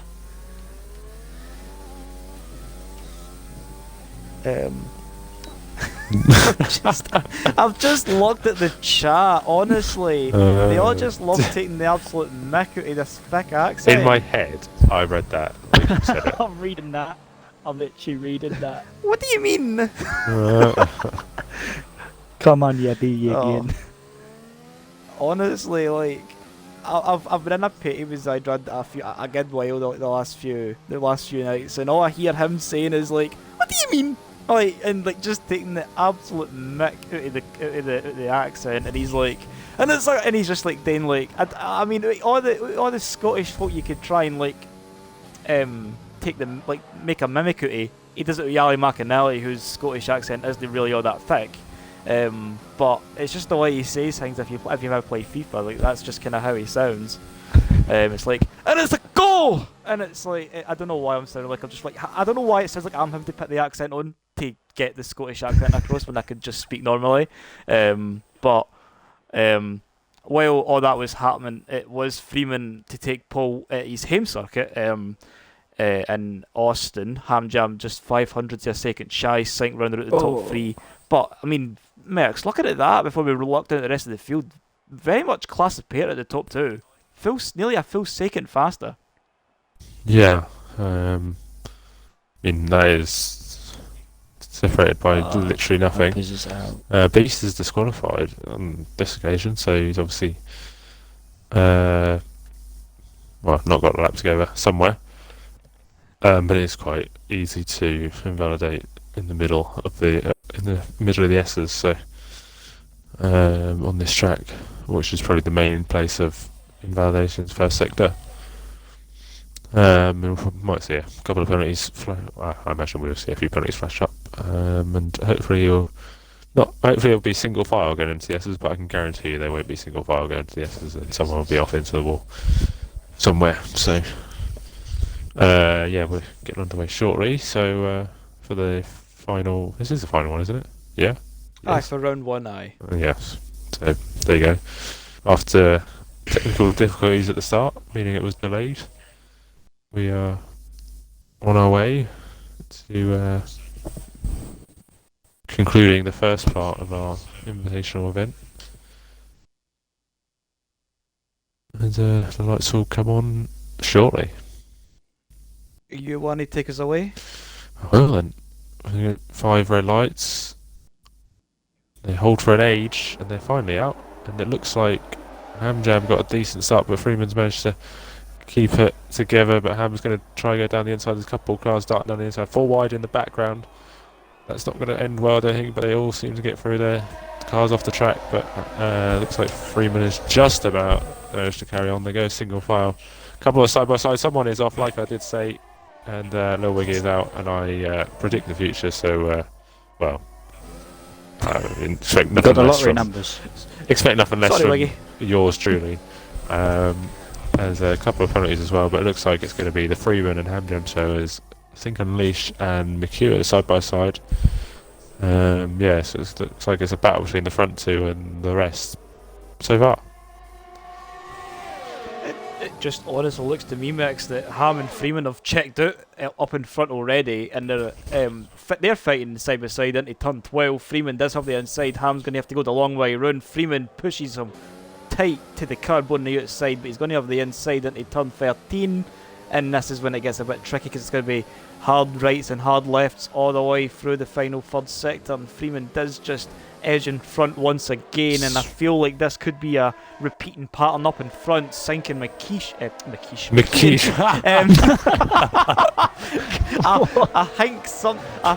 I seen Darnell saying that in the Discord earlier. I'm sorry, that's funny. Honestly, I don't know why. I don't know why he's called that, but I care he does get called McKeish, and I'm not sure why. Wow. So if he is going to come for funny. me for that, Ian, I'm in the Discord somewhere, so feel free to vent your anger at that directly to myself. Oh, he's as we see sinking out of I shape. thought he was in the wall then. Freeman and Ham still going hammer and tong. Ham has decided to finally muscle his way past.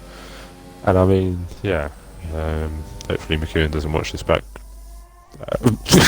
Nah, I'm already getting it in the Discord, the Twitch chat. It was a Freudian slip in a sense. So I didn't really mean to call him that, but I'm getting the fan support for it. So I guess it's a win.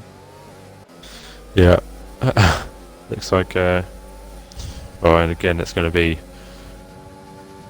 first versus second, third versus fourth. Looks like Unleash is too far back, but Freeman is going at it again around the outside.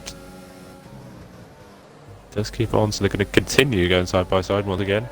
Looks like Freeman has the high ground, just like Obi-Wan Kenobi, and succeeds like Obi-Wan Kenobi.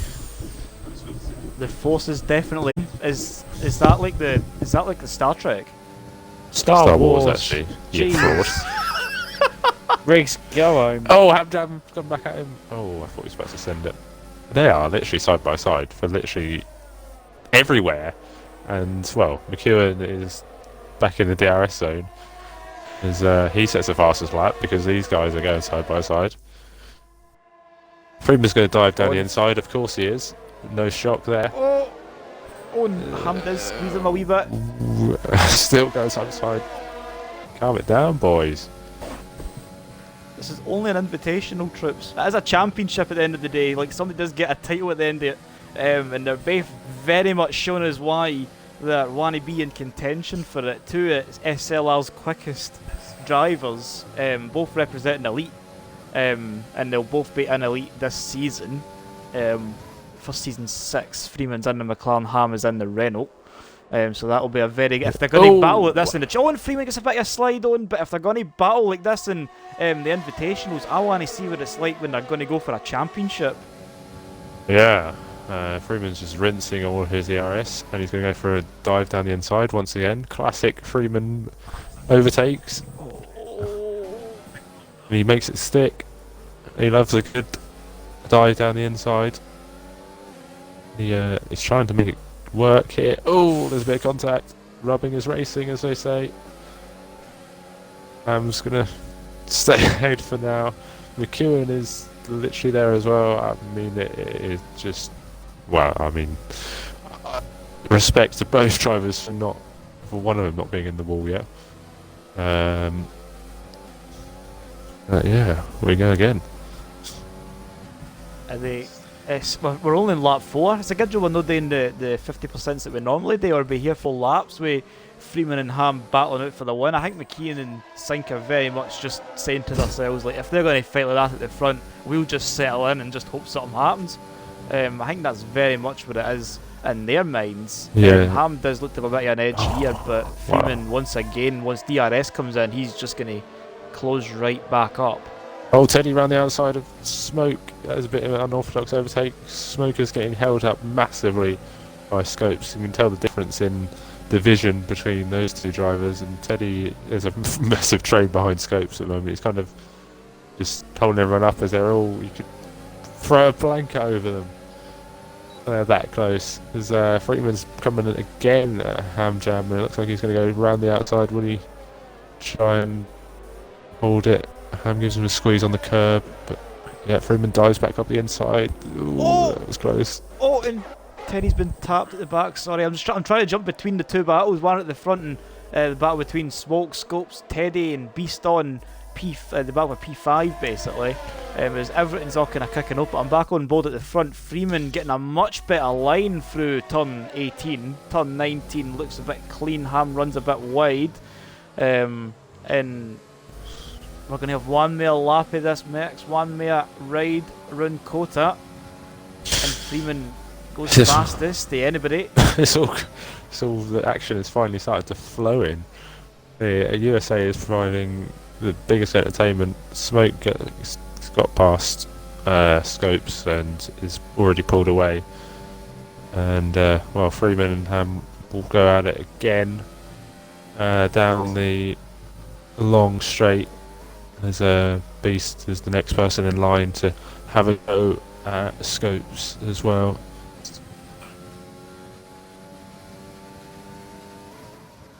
Max, you there? Yeah, sorry, I was. You just kind of didn't know have anything else to say. There. I didn't know what else to say. But Freeman is hunting for slipstream. Ham is trying to get rid of that slipstream, I think, as I need to clear my throat, but don't go for the move then. He's too far back. I'm seeing a move for P6 and I'm seeing a move for P8 as well. It's all kind of kicking off in the midfield. Scopes goes for a late move back up the inside of Beast and he makes it work. He makes it work though. Maybe Beast was a bit caught off guard there, but like I will probably side him in the sense that it was a bit late for Scopes, but I don't really see any real damage. Beast up the inside though. Beast just out of nowhere. And he drives himself off the circuit. He is coming back on, no side by side through the sweeping right-hander turn 18. 2 more turns left to go, but it looks to be Ham taking the checkered flag up in front, but we're going to stick on board with this battle to see if Scopes will get close enough into the final corner. No quite. But it is Ham that takes the one off of Freeman and McKeon takes P3. Smoke up into P4 after Sink's penalty is applied to the final times. Scopes 6, Dodgy up into P7, Beast down to 8th by 3,000th of a second. And I actually can't remember who the bottom two were in the top 10, but we'll just get to see that in a few moments and then we'll jump to Geddes once that's done. If you've got the results there for us, yeah. See the podium. Let me know when. You good? Yeah, you're far away. Cool, so we got Crispy first, then Jamham, then Darnell, followed by Rando, Race Roller, Paraquix, Sam, Howell, Fempest, and Panther making up the top 10. Couple of DNFs for Lofty, Original, Oranga, and Hypers. And that rounds up that from my side, guys. Clock and Neelix were the 9th and 10th. Yeah, thank you, Geddes. Freeman takes fastest lap once again. I'm pretty sure he's got fast lap pretty much every single 5 lap we've done. Well, it seems like anyway. But But yeah, it was a brilliant battle between Ham and Freeman, and Ham comes out on top, which I'm sure he'll be delighted to get one over his fellow elite rival, even though if it is just to get into the next part of the event. Got some chat action going on. Talking about, up the pad, basically. I agree, up the pad. Same. I can hear you in the background. Yes. Sorry, that'd be my phone. No, it's fine. I don't mind hearing Mercs in the background. It's just your voice, is it? Story. It's just my voice. It's a very strict filter. I don't like mine. MDL's is fair game, but no mine. Okay, still standing the same amount as last time, guys. Still on at 1,610. Jam has just put in top 10 from grid 2. So that is himself, Jam, Race Roller, Crispy, Parrot, Rando, Panther, Bean, Pred, Sem, and Liam. We'll wait to see what the top 10 is from this grid, as I'm just sitting looking at turn 1 at the moment. So I don't quite sure what we're waiting for.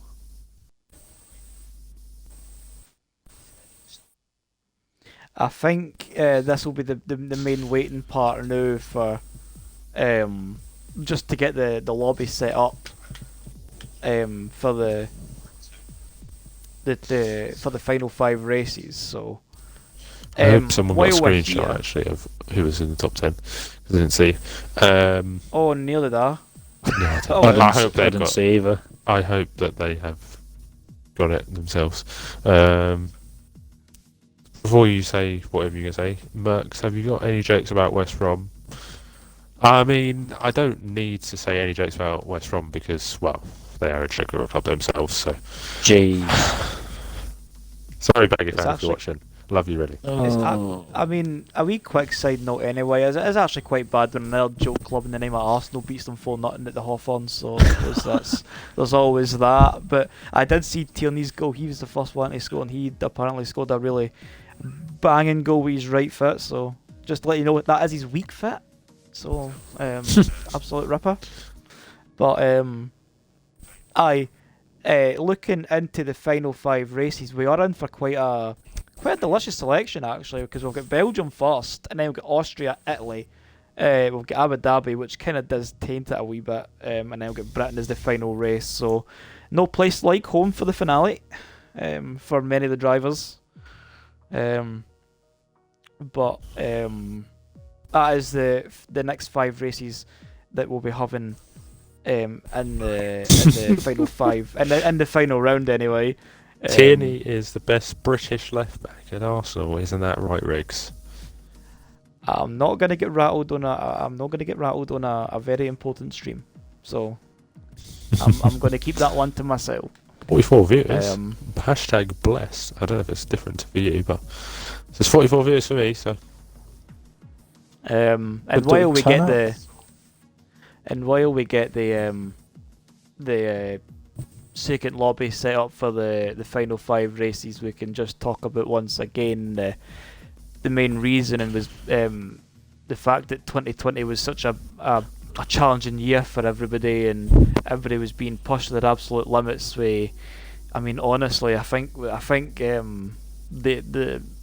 time and effort to chuck everything at us to see what would stick, and the experiences are very challenging and very draining on everybody. So it is always good to get a nice wee outlet through the community of league racing. It's very much why us 3 are here. It's very much why all the drivers are here, and what the community has built on. And over time, like, it has grown into a hub for Formula 1, but it's also spread out to its main interests everywhere else as well. So I just want to thank everybody for organising this. Scott again has been the main man in terms of getting this up and running. He's been in touch. I think charity work is his kind of main side as well, his main occupation. So he's been the one that's been pulling the strings and kind of tying up the ends to try and make this possible. And he's got a very healthy turnout because we've had 2 grids to commentate and discuss over the course of the stream so far, and now we're going to merge the top 10 for each 2 into one lobby now, because we'll be getting to see this is the battle for the championship. This is the battle for we don't really have an official name for it, but I think it is just going to be called the SLR Charity Champion. I think that's what Scott had said to me earlier. So I think that's kind of what it's going to be, and I think that's probably what it'll be for future charity events down the line.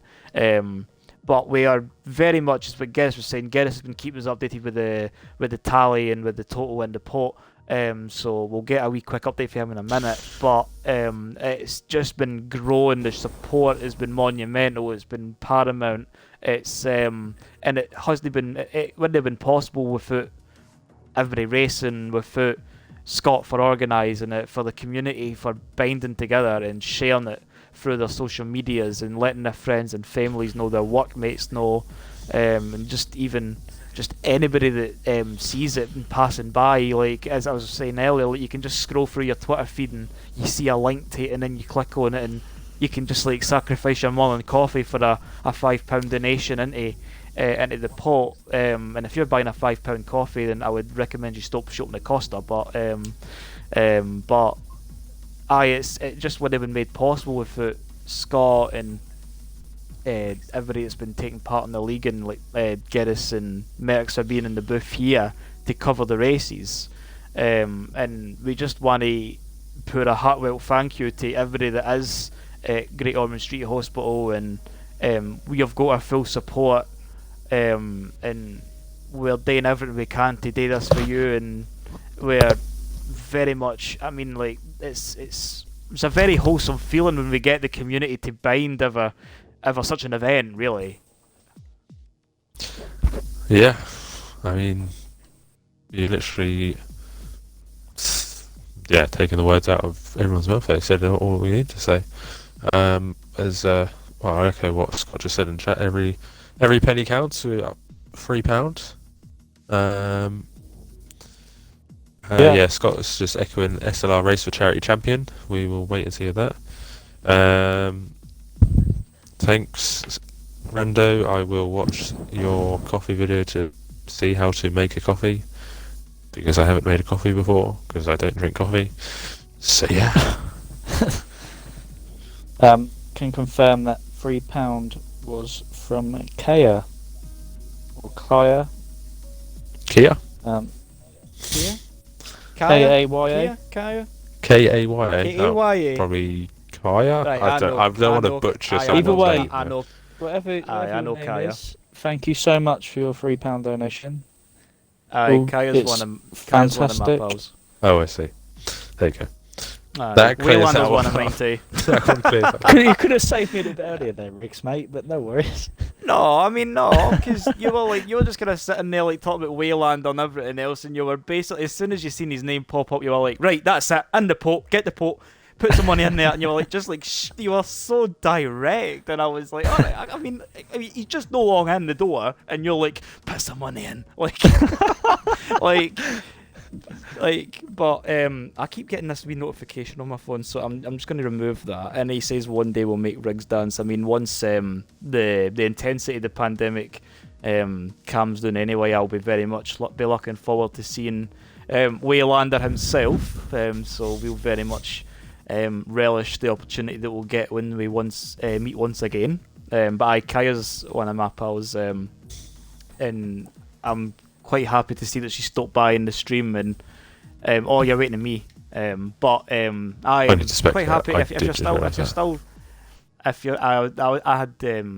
I didn't click spectate either, so I don't know if that's what they were waiting on. But Teddy is just spamming the A button. You see the green tick just flashing on the right hand side. But if Kaya's still watching, I'll just say hello, and I'm glad you stopped by, because I shared the link in my main peer group earlier. So I'm quite thankful that both of them have stopped by and contributed to the cause. Yeah. Grid. Another donation, guys. This one's from Rando. £22. For a great course. Love you all, boys. Rando, thank you very much, mate. Helping us up to a nice round number. Actually, top 10 not from really. Grid 1. But Well, it's ending at 5, 1,600 so. Yeah, £1,635 now, guys. That's more than enough. And we want even more. So keep donating. Well, there we go. That's it. I've just realised there's actually I've just realised that it's a top 10 feed, like the top 10 feed the 2 grids, so there's no space, but you're well and welcome to just join us and keep us updated with everything else, and just for general chat as well. Yeah, it'll be quite good to have you a long ways, so if you've got nothing else today, you have no choice but to stay. Oh, it's never going to miss this, guys. And once again, thanks for having me on here, guys. It's been a pleasure covering some races for the first ever time on my own. But hopefully more to come. But yeah, let's see how we get on for this one. I'll keep an eye on the Just Giving page as well. I know Scott's keeping an eye on as well, but I'll certainly keep an eye on it for you guys and keep you updated. Yeah, Jay Geddes will be the Grid 1. So, yeah, I'll go for it again. The top 10 from Grid 1 are Ham, McEwen, Beast, Sink, Freeman, Smoke, Scopes, Dodgy, Teddy, and Clock. And from Grid 2 we have Jam, Red Roller, Crispy, Parrot, Rando, Panther, Bean, Pred, Sem, and Liam.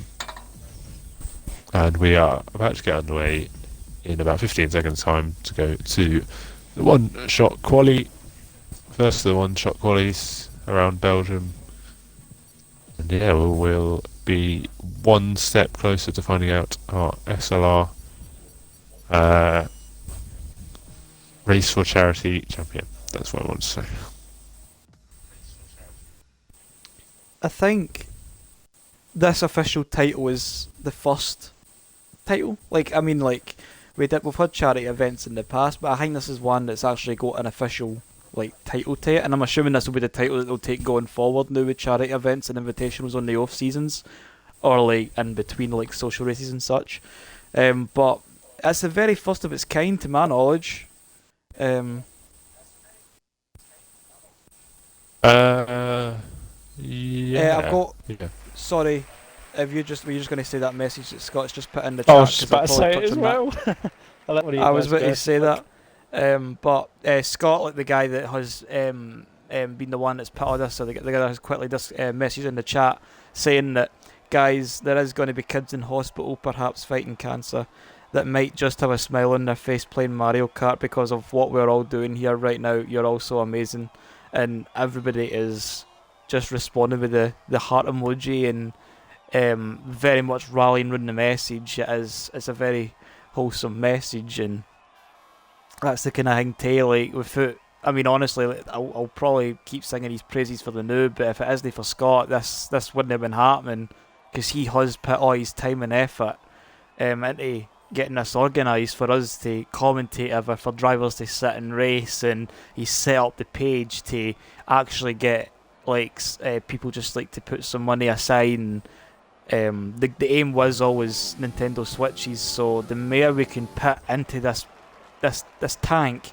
then the more we can get them, and it is just to help the children through their toughest times, because when I can't speak for any child that's in there the new, or any teenager that's in there the new. I can never speak for anybody else that has hospital experiences, but I mind when I was sitting in York Hill and up in Glasgow, and when you had not if you were waiting for so long in the wards, and you had the wee PlayStation 2 there, or you had the Game Boy there, or you just had the main telly, these things actually help comfort the children and the teenagers while they're going through the experience of being in hospital, waiting for results, getting tests done. It really does help keep their mind at ease and keep them busy.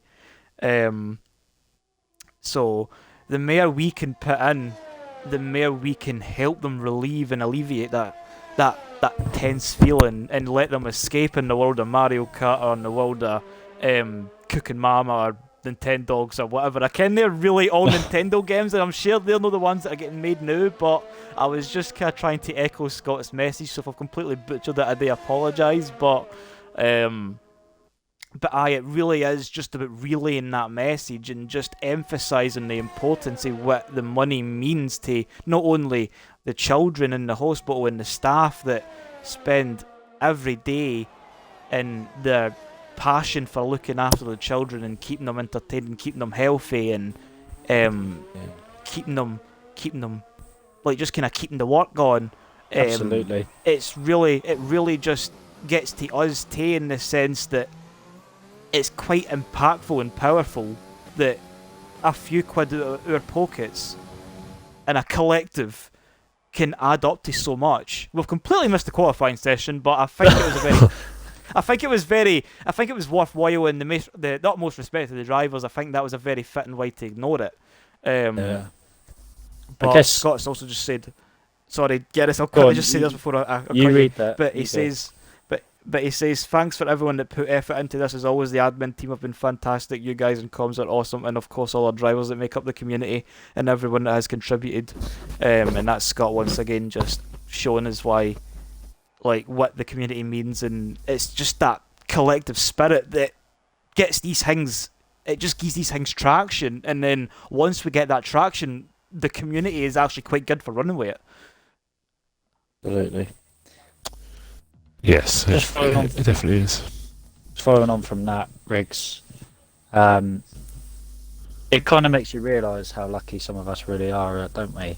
I mean, touch wood, I'm 25. I've never had anything happen to me health-wise, and there's kids as we speak now in there who are really, really struggling for their lives, and it's just really nice to know that we can actually contribute something to help them out.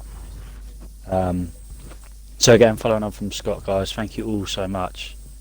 It's quite amazing what we're doing here, and it really does make you realise that we have got it lucky. I can't speak for anyone else, but I can speak for myself that I'm absolutely blessed to have not had to suffer anything these kids have.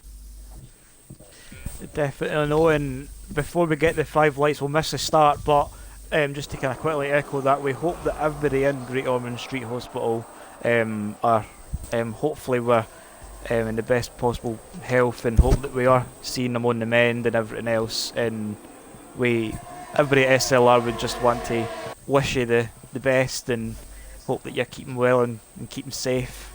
I really don't know what else to really add to that particular message. I don't really want to go treading on folks' toes with that, but we have missed the start, but it looks to be Jamham keeping the lead for Beast. The top two remain unchanged. Sem's up to P3, Race Rolls up to Randos went battles off the start.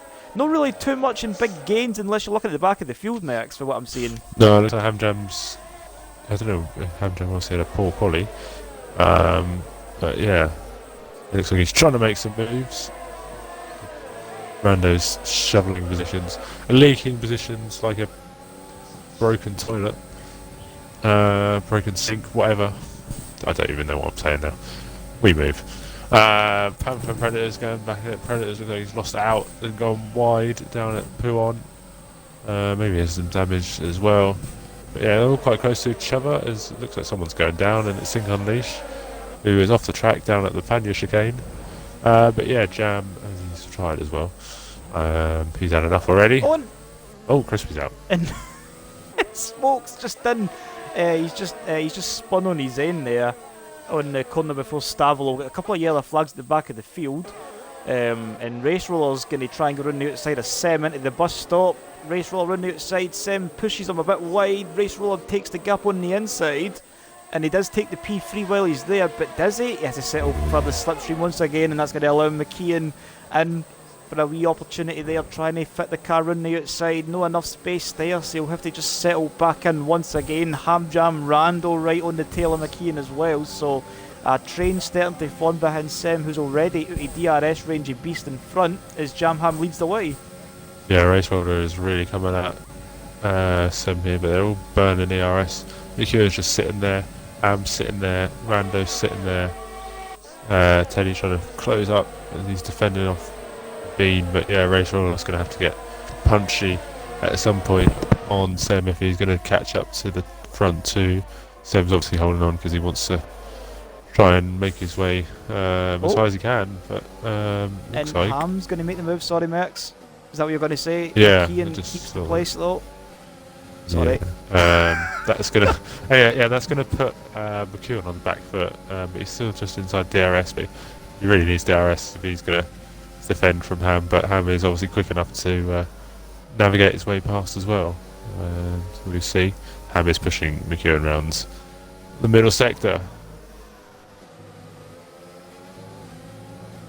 And then that's kind of pretty much it. Like sector 1 and 3 will really be the main overtaking opportunities as well. Hard breaking into the bus stop in the final corner, as well as the end of the Kemmel. But it is a very long straight. It is a very steep incline up through Eau Rouge and Radion, but with the downforce these cars have got, it really is nae hassle to these cars, this technology, this innovation. Jamham set the fast slap and he's built a DRS gap as well. Beast is very much showing a fine line way as the gap keeps jumping between 1.1 and 1.4. But I'm on board with Ham. But I think everybody's going to have a wee shot at Sem here on the DRS. into Lecom. DRS is now enabled, so I think Sem is going to be a bit of a sitting duck. Freeman did overtake Liam in for P11, and Race Roller hasn't really got that much ERS, nor has Sem. He's got a lot less. McEwen's got to be careful coming up to Sem as he's got a bit wide. But yeah, that's someone off. Beast has come off, and he's been overtaken by 4 cars in a space of 5 seconds. So that's a shame for him, and that gives Race Roller an easy P2 for now. But Jam is going to be sprinting clear and should, barring any mistakes from him, take the win in the first 5 lapper. As Geddes was saying earlier, like Jamham, was a very, very much a dominant force in Grid 2, and he's pretty much carrying that motivation and momentum here as he's already built a 3.4 second gap. It is only lap 3, so I think it really is looking like we would need the worst to happen to Jamham if anybody else is going to have a stand a chance. But it is a very lengthy train for P2 as Race Roller is leading the way after getting by Sem and Beast having his mistake, and he finds himself slotted into P6. So it really could be Andy's game, and the big danger for McKeon is he's carrying a penalty, and we can add that to Randall, who's just picked one up on the bus stop as well. Down the inside. And he doesn't make it sick, but yeah, he really wants to get past. Obviously, you mentioned that penalty. Down the inside of turn 1 is not always the best opportunity, but he's going to get right out the back of him through Radion. Got to be careful not to get too close. I think Ham will be trying to go for a free wide down the straight. I didn't even realise. Oh my word! Briefly free wide. Ham's going to try and go for a double overtake round the outside. Is he going to make it? Oh, there's contact. Oh, and they've touched! And he's had to take avoiding action there. He'll probably have to get the place back. I mean, he was forced off a little bit. I think Ham's going to keep the position as long as the game, as it says, that it's an illegal overtake. But yeah. Going to get a penalty though? We'll he don't get a penalty for that either way.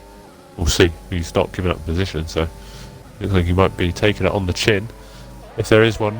But yeah, I think McEwen just mounted the curb on the inside and threw his car across in towards Ham's car, and then he went off the track. Sem obviously losing positions even more. He lost to position Beast in that as well. Beast overtook him down into the comms chicane. And I think, see, Lecom chicane isn't really. I don't really think that's a easy overtaking zone either way. I feel like the best chance is the bus stop, because it's a really hard braking zone coming down from 8th gear to 2nd, and you're going from 200 mile an hour down to like 60. So I feel like that's where we're going to see a couple of these moves made.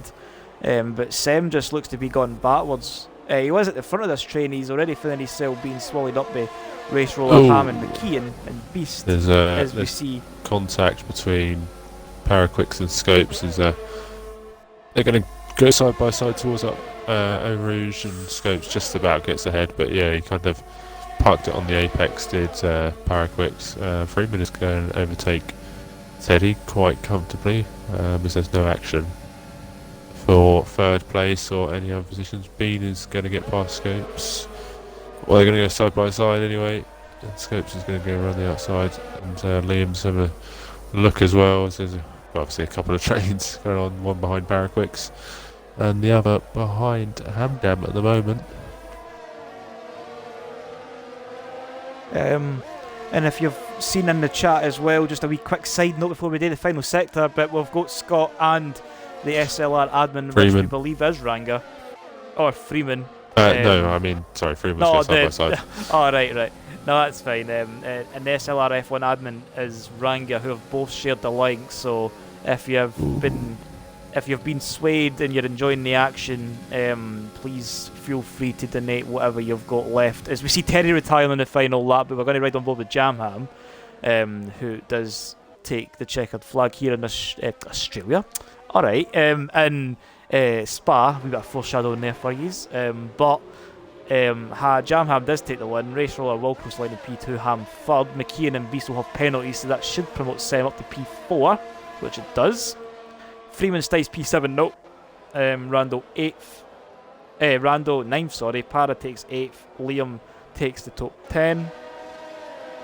We've got Scopes, Bean, Panther, Clock, Smoke, Predators, and Dodgy still to finish. We'll just ride on board with Predators, and then we've got Dodgy at the back of the field.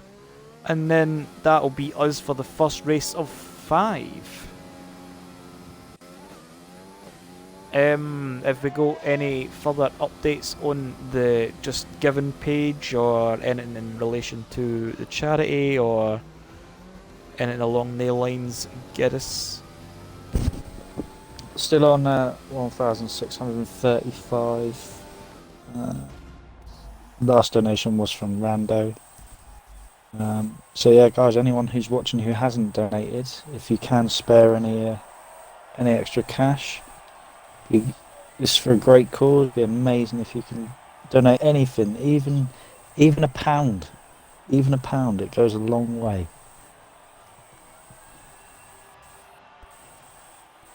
It definitely does. As I was saying, if you look after the pennies, the pounds will look after themselves, and pennies, they indeed make pounds, so you don't need to sacrifice much. If the £5 coffee's a bit too much out your pocket, then we can take, you can always feel free to just donate £1 or £2. I don't know if you can donate like 50 pence or whatever. I don't know if it actually allows that.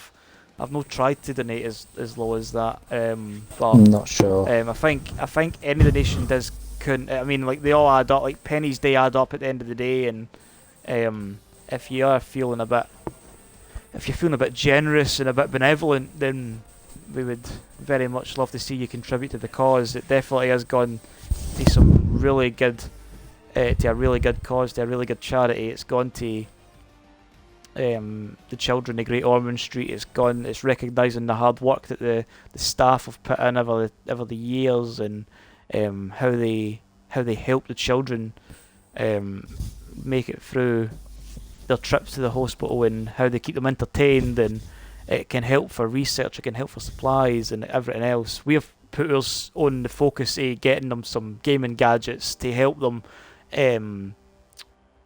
get through their time at hospital, because we know hospital isn't really the best place to be. So hopefully with the donation, just giving only, Scott's just says just giving allow only a £2 minimum for your information, right? No worries. So a £2, there we go. We've heard it for the man himself. A £2 donation is the absolute minimum. So that's what £2 is. Literally £2 just is like a bottle of Coke and a chocolate bar, innit? Aye, pretty much. Aye, so that's just like a bar of chocolate and a bottle of juice. So we can, if you're like, no, I don't want to go and spend my money in a bottle of juice today, or I don't want to go and buy a bar of chocolate, then feel free to fire that forward, because it does really go towards the main goal at the end of the day. We have exceeded it, but we are continuing to march forward and increase the number. So we'd very much love to hear for you and see for you. Just saying now, if we're currently set at 1,635, if someone chucks in a £365 donation to chuck it up to £2,000, literally, can you imagine the scenes? Exactly. It would be absolute mental. If someone does that, I'm not saying you have to, because it's a ridiculous amount of money. If someone did that, hero status confirmed. But even a fiver, so it would be amazing, wouldn't it? If we could hit that £2,000, that would be ridiculous. And Matt's just put, if we make £2,000, I'll put in £100. Tell you what, if we can make £2,000, I won't do 100. I'll certainly do 50. I'll chuck £50 in if we can get it to. I've said it on stream. There you now. go. You've heard it straight for the horse's mouth there. So. But Matt, if you chuck in £365 for that, mate, fair enough. But I don't think you will. Like, there's still more than enough time in the day to donate. We'll still get 4 races left today. So there's still going to be plenty of times we're going to see Scott linking just linking us to the Just Giving page as and when we go with these final races. So he'll be very much keeping us on our tiptoes with the link to the Just Giving page. We've got admin as well. I think that is Ranga. So if it isn't, you can be sure to correct me in the chat as well. So I think both of the LOs will be very much keeping the link in the chat for as much as we can, so everybody can see it and it doesn't get lost in the abyss of the chat. And I don't actually know if the link has an official deadline. So if you have missed this and you're watching it back on a loop, on a replay or whatever, the chat will normally just kind of play out as normal, and you can always donate there, as well as looking at our socials. I've just seen the stream chat. Hashtag make Jodie skint. But that's exactly it, is what Scott was saying. £2 the absolute minimum you can donate on the Just Giving page. So feel free to just donate whatever you can and help us reach our goal, exceed the goal, and improve on it, and help us get that wee bit more. Because it really is going to go to. It is really going to go to a great cause. I mean, I know all my times, I can't really speak for them, for the children, but a PlayStation 2 got me by. I'll say that. A wee PlayStation 2, a wee Game Boy Advance, and a wee couple of games. They don't go amiss. Like, they definitely help. But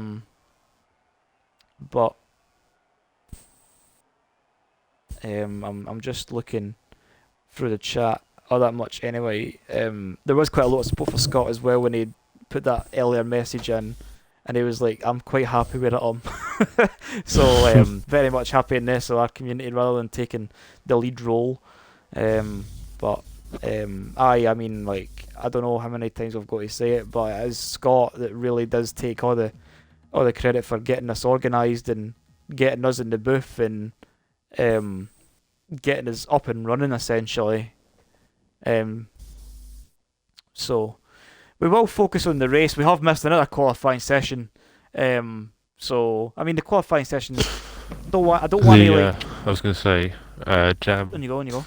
Jam's lap was invalidated, so he's starting 13th, and obviously he won the first race. So that's already he's already taken a hit there.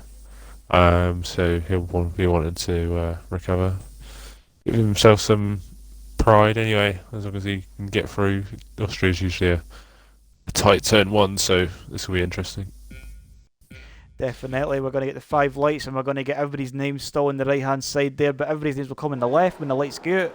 And it is Freeman on pole for Ham Jam, and Freeman does look to get a good launch this time around, and Ham Jam's already under pressure for Para, who's going to try and get around the outside. Breaks a bit early to avoid any real conflict into turn 1. Everybody looks to be getting through quite fairly. As we see somebody sliding off at the back, we've just seen somebody sliding off at the back, and it looks like Smoke. Yeah. So Smoke is right at the back of the field. Everybody, I was about to say, there's some contact there between someone's done a wheelie Sem and gone Dodgy flying in the air. Someone just like completely popped a wheelie on my screen, but yeah, a lot of side-by-side action. And we've got Clock gone late on the brakes with Rando into turn 4. Clock just getting up the inside. Bean's retired and he's at the back of the field. Smoke, I don't know what Smoke's already at the back of the field already, even after he spins. So a remarkable speed there to get him back at the end of this train. As we see Bean leaving the session there as well. So it is Freeman for Ham for Para. That's your top 3. I'm on board with Clock, who's right behind Scopes, and he's right in front of Plain Teddy's. Clock bumps his right wheel over the sausage curb on the inside of turn 10, and he effectively threw his car up onto 2 wheels. It looks to be Teddy trying to go up the inside, and it is Teddy getting up the inside, and that's going to be Rando up the inside too. So Teddy getting the elbows into turn 1, and Ham's into the lead as well as he gets his way through. Freeman's been tapped and he's spun. He's been thrown into a half spin, and Paris is going to go for it. He's going to go for the lead. The lead changes twice, nearly twice. Paris just losing out on the straight line speed. Ham does edge back in front. Freeman up the inside of Beast, but Beast is going to try and hold it round the outside into turn 5 as we see them going side by side. Freeman's going to try and hold it round the outside, but it's no quite enough. Beast takes P3. Race Roller right behind as well, and he's going to bring Liam with him, and it's starting to break up into, even though they're all in a DRS train, all the way down to 16th max. Yeah, Ham Jam around the outside. Like a couple of wee trains. No, it's Jam around the outside. Wrong person. This very close. And Clocks. Yeah, I think Clock just understeered into his rear right tyre, but there's not really much Jam could do there because he had to turn in at some point.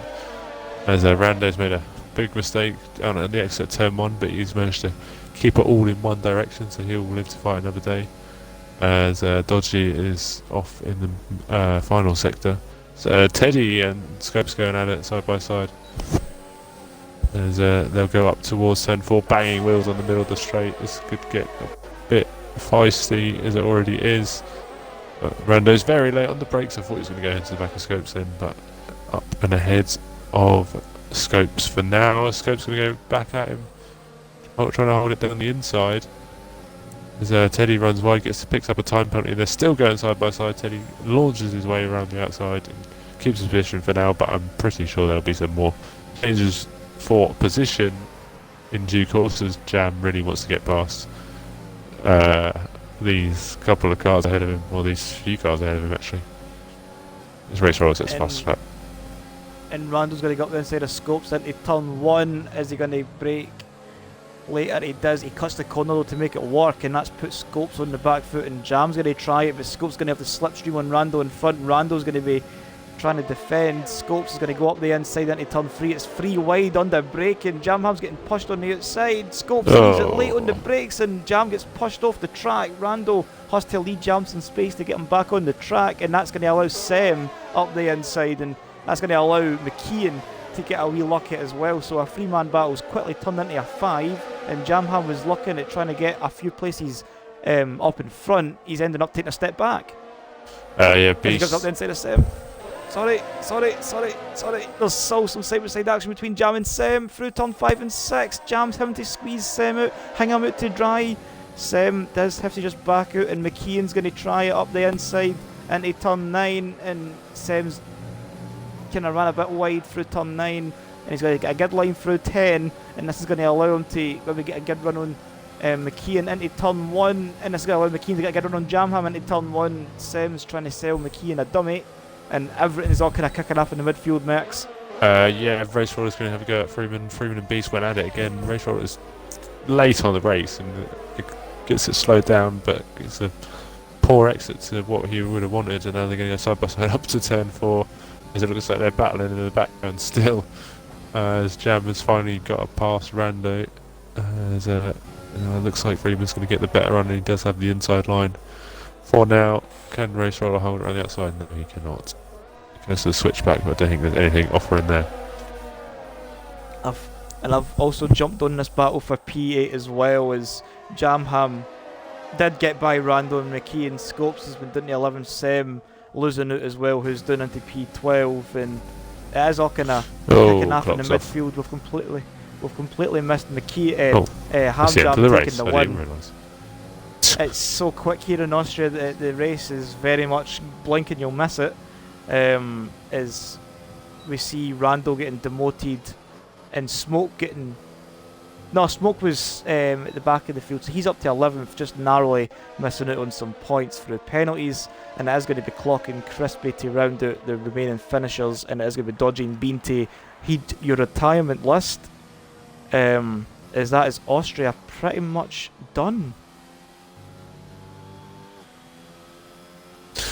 Yeah, that was gone in a flash. It was very quick, that one. We're lost in F1, not lost in music. Nice joke. But it is Jamham also picks up driver of the day as well for the game, so the game must have thought Jam was obviously a worthy winner of that particular accolade. The next track we've got is Monza, so we leave Austria and go to Italy. We go from one fast track to another. Yeah. The fastest track on the calendar. The renowned Tim no worries, Idred, I'm here all week. What did you say? So right, he says nice. Just to keep you guys updated, now on 1,650, and the donations from myself. Just chuck 15 quid in just to round that up to a nice round number. You're too kind. So £350 off £2,000. Did say if we could get 1,700 before the end of the day, that would be lovely, guys. So 50 quid. If 5 of you could donate a tenner, that'd be amazing. No obligation, of course, but if you can, then thank you so much.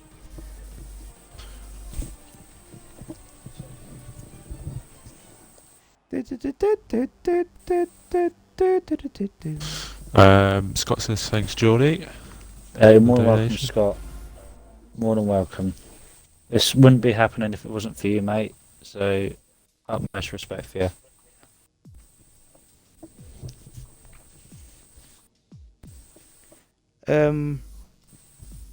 Looking at Monza's just pretty much the same story as Austria, really. It's just going to be through a big straights and plenty of overtaking all the way through, because you're in with Monza, though, it's a more historic circuit, so you've got like the likes of the Retifilio chicane, you've got Curva Grande, you've got I don't know what the name of the second chicane is, but I'll come back to it. Della Roja. 1 and 2. The Roja, that's it. Della Roja in Lesmo 1 and 2. Then Ascari. And then you've got the Parabolica. The Parabolica.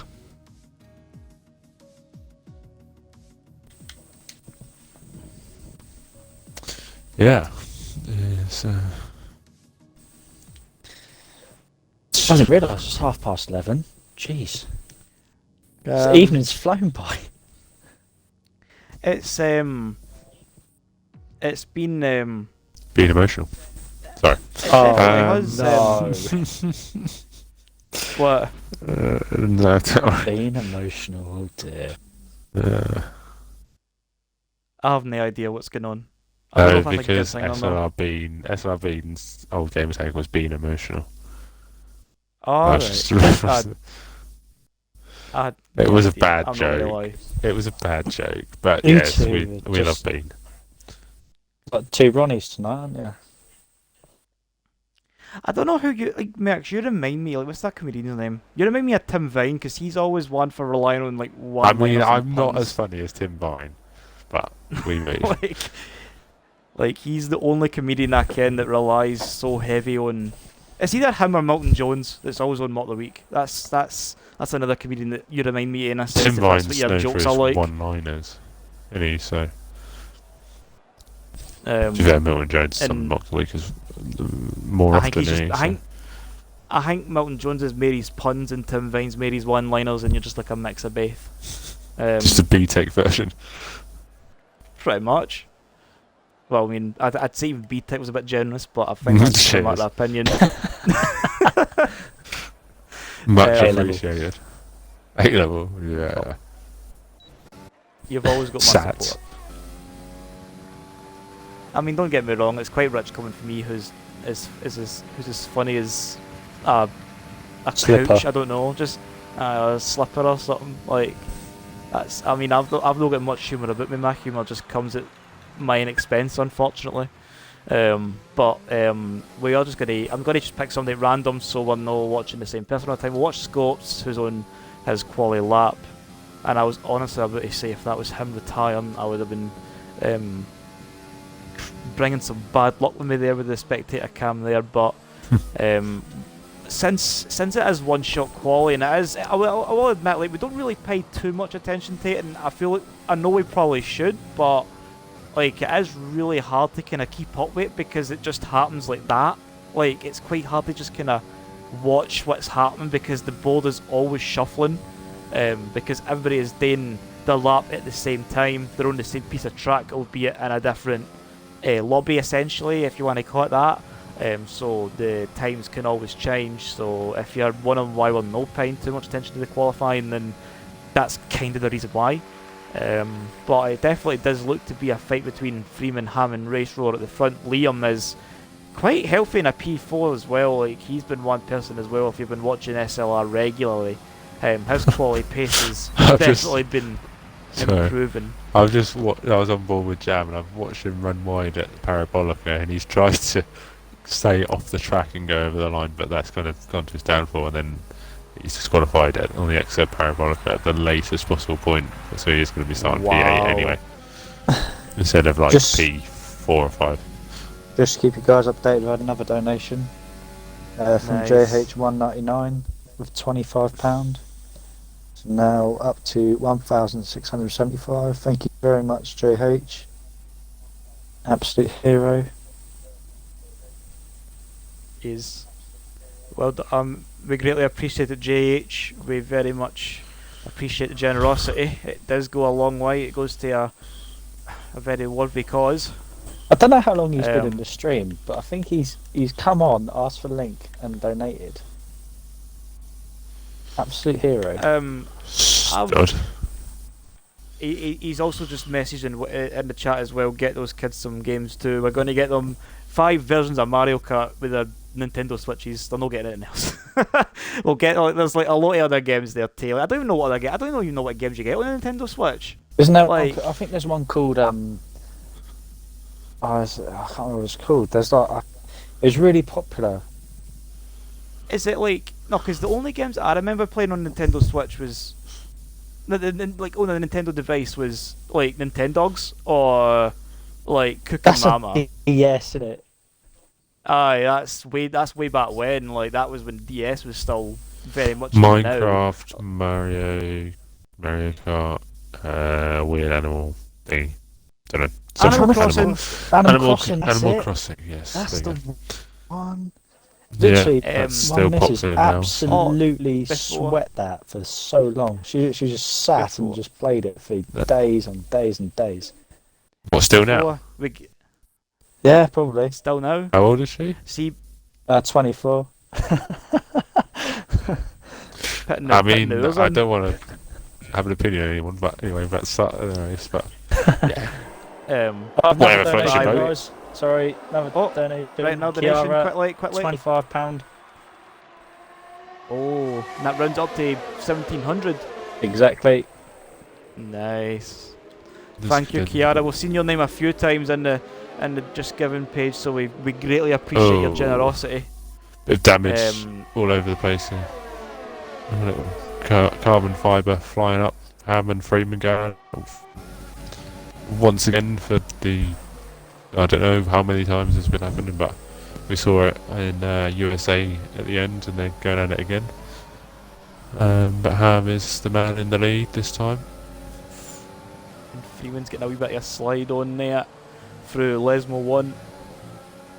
And looking at your top 5, it looks to be Ham, Freeman, Race Roller, McKeon and Jam. Ham, Liam is in touching distance as well in P6, albeit he has lost 2 places off the start. Jam's up 3 though, Panfer's up 4, Pentrob's up 4. Someone's off. Freeman. And that looks to be Freeman. Oh, what's he doing? Oh, Freeman's and he's at the back of the field. Oh, don't come on. Much. He's almost taken out. What's he doing? Oh my god, he's Freeman. kind of just... that is... Did he take Teddy, or is Teddy had his own separate accident? I think Teddy was in his own... I hope Teddy was in his own separate accident, to be honest. Where's the stewards? Looks like Teddy's back there. Teddy's back there, and Freeman was off after that, so... The stewards to work at this time at 25 to 12 at night. You having a laugh? Oh, 3 wide. Oh, well, almost 3 wide, I should say. 2 wide, going around Clever Grande. Beast, Paragon's clock, the Beast just ahead. Whoa! Late on the brakes. And Para's going to try and go for a switchback. Clock's going to let him go up the inside into Lesmo 1. Para takes the place back once again. And it's Para and Clock for P7 here. Well, you're seeing the battle for... what battle were you watching again, sorry, Max? Para and Clock. I was watching that one. Alright, so you're on the same one as me. Yeah. So, yeah, I mean, Race Rollers managed to stay in DRS range of Ham Jam. Has picked up a penalty. So it looks like he's trying his hardest, maybe trying a bit too hard to stay with the, mini championship leader, we could call him, at the moment. He sits fastest lap on lap 2, going on to lap 3. But yeah, a lot of people in the train. Race Roller's trying his best to catch up. But he's got less CRS. Not really much going on at the moment. Not really. I mean, for Monza, like every is just going to be in a train. The closest battle I'm watching is Sam looking at the back of Panther and Scopes. This is for P9. The gap in front is 3 tenths of a second between Ham and Race Roller. Jam Ham has close company as well. McKeon really just kind of slipping outside the DRS range there with a 1.5 second gap. Liam, Beast are quite close behind as well. Para and Clock are having their own battle, and then it's a battle for P9. That's the closest battle on track that I feel. So Race Roller where in it's the at DRS right now. Oh, I'll jump on board with Race Roller. He'll probably shift a move into maybe into the Retifilio on lap 4. We'll ride on board them for the now. But it is Ham Jam leading for Race Roller. Jam Ham and P3. It is it's a Ham and Jam sandwich here. Race Roller's the fill-in. So Race Roller might be 3 wide. As we want to look. Jam's got great run out of Parabolica. The yellow flag Race Roller will be looking at his mirrors. Brando's gone. Jam straight from his brother. Oh, he's got some good overspeed there. Nearly could have maybe could have, if the straight was a wee bit longer there, he might have maybe made a move on his brother as well. But it is a Ham and Jam 1-2, and we've seen that a fair few times in SLR. Both of them are very much at the top of the game, pushing each other to the limit. Race Roller as well is. I've not seen too much of him because he was in the second grid, but even when he's been in here, he's had a really strong showing as well. And we can on his day he can be quick. So the top 3 are occupied with some of SLR's finest, really. Yeah. Beast on the back of Liam, who is on the back. Well, trying to stay on the back of McKeon, but a long way back. I don't think Beast will go for a move here because that would be a bit reckless. And he stayed behind. Oof! Thought he was going to twitch. That's enough to get him a penalty. Unfair penalty. He's not going to be happy about. So, can Jam over go his twin brother down into the rest video on the final lap. It's already the final lap once again. He's going to have a go. He's going to have a go. Oh, lots of tyre smoke. Oh, and Ham Jam just keeps Jam Ham at bay. I thought Jam could have made it round the outside to get the inside on the exit, but Ham positioned his car really well on the exit and got the traction hooked up early, and that was enough to keep him in the lead. It's not ever though, because we can see a move into Ascari, we can even see a move into Parabolica if Jam can get a good enough exit off the second Lesmo and off the Ascari. Jam has got a bit of twitch through Lesmo 1 though. So really, I don't know if it's just me, Mercs, but the cars look a bit twitchy. Like, they've looked a bit twitchy when I've been on board most of them tonight. I don't know if it is just the fact that it's a 5-lap lobby or it's just set up, really. Yeah, I think the multiplayer cars handle slightly different to the actual cars. It seems to be a little bit more on edge, from my experience. And Jam's gone for the... start. I was about to say, were you on board with that too? I'm not going to lie, if I was Ham Jam, I would have been, like, maybe kind of keeping the inside shut, but honestly, like, I wasn't even the one driving, and I could just feel my heart falling at my back end. Like, it really was. I was just like, I was like almost reacting as if it was me getting lunged up the inside. But it does mean Ham Jam takes the win. Jam Ham in close pursuit, and then it's a 3.9 second gap to McKean, who does end up taking the podium. I'm assuming Race Roller picked up a penalty somewhere along the line, ends up being P4. Looking at that as well, got a couple of big gainers as well. Pred's up 5 into P9, so he gets his sell up into the points. Paraquic's up 5 as well, he's up into the points as well after starting P12. Beast up 4, and Jamham was up 6 after qualifying, after running wide at Parabolica to invalidate his qualifying lap.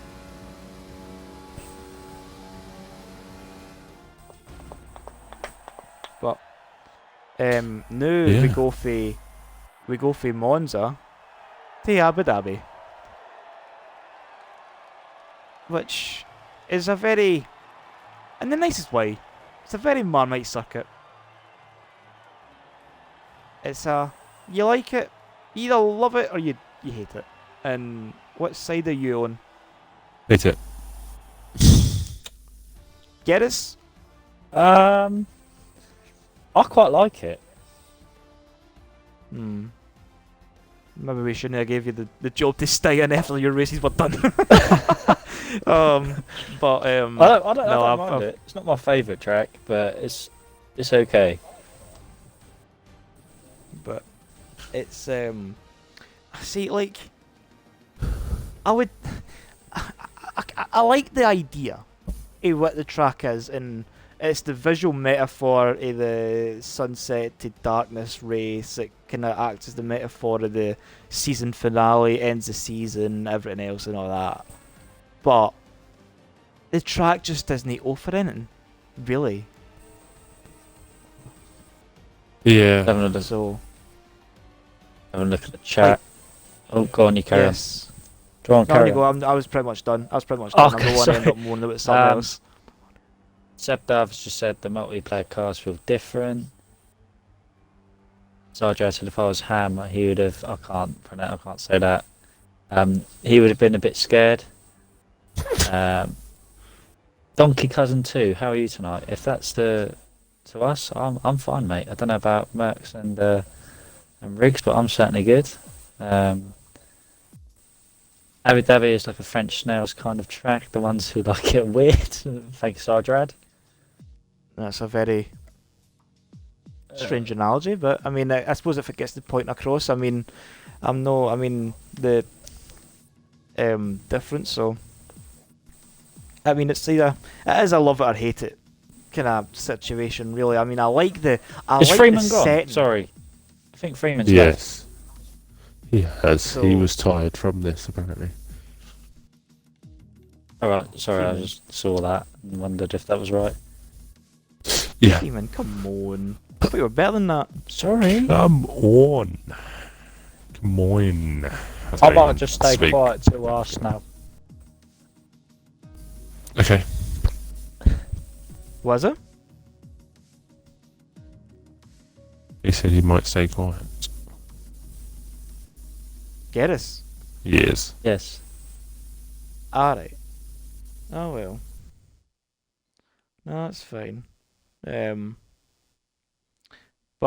anyway, we've got 2 races remaining. We do apologise for it maybe going on for as long as it has. We did have some technical issues really early on. Twitch had decided to self-destruct literally half an hour before we were meant to get it up and running, but thankfully we got ourselves up and running not even 10 minutes after the original start time.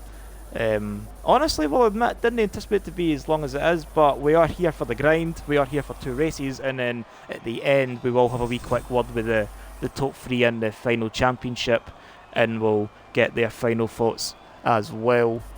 And if I think Scott's kind of pretty much said his piece at the start, but if he's going to come in and maybe give us a final overview of how things are looking, then he is perfectly entitled to do that, since this is his event. If he's wanting to like have any final words in that, and if he wants to conclude it, that's perfectly fine. If no, then we'll just take it upon ourselves to do that for him. But we'll just pick somebody at random again. No, we've done Hamjam already. SLR Teddy, we'll do him. So we'll jump on board with Teddy, and we'll get the delta times in that up so we can see 2 seconds. where folk are. No worries. But I've had to put my phone in charge because the battery is almost done. So not really talking too much about qualifying, because we know it just constantly chops and changes, shifts up and down and everything else. So it is really hard to kind of keep up with who's on the pace and who's not. So we are. Scott had also said as well, we are trying to just get them like game bundles. So like when you buy a Switch, you'll get a Switch with a selected game, and I think the most common game is Mario Kart. But on the topic of games, the one game that I was thinking which probably still is on the DS to some extent, the Switch. The Switch to some extent is Professor Layton. That is a great game. I don't think it is. I haven't played. I played every single one of those. Honestly, same. I used to always keep myself up at night and like that kind of meme you see when like your mum tells you to go to bed when you're like 12 and you hide the DS under your pillow and that was me. That was me to an absolute T. So that was me with Professor Layton and the brain training and everything else. So that's kind of where my time was spent when I had a Nintendo. I'm back. No worries, we'll just talk about more Nintendo games. Oh yeah? Which ones? Professor Layton. Professor what? You've not Layton? heard of Professor Layton? Get it. No. I haven't. Just following on from what Scott's just said in the chat, Owen has just donated 50 quid. Owen is digging into their pockets and he's helping everybody out there with that, so we greatly appreciate the donation, Owen. Yeah, Owen, fair play, there mate. as well. I'm going to... Oh, my laptop's just randomly turned on and completely brightened up my room, so I'm going to just flip that shut. But looking at the grid, it is Beast for Ham for Jam. So Ham and Jam once again putting the pressure on, but it is Beast that takes the best seat in the house on the starting grid. Race Roller 4th, McKeon, Para, Teddy, Clock, Panther and Predators rounding out the top 10, and the last of the remaining people to actually set a time in, as the rest were disqualified. Track extended is going to be a pretty big deal here because there's plenty of runoff, there's no gravel traps, there's no grass, it's just tarmac and plenty of opportunity to track extend or corner cut, whatever you prefer. But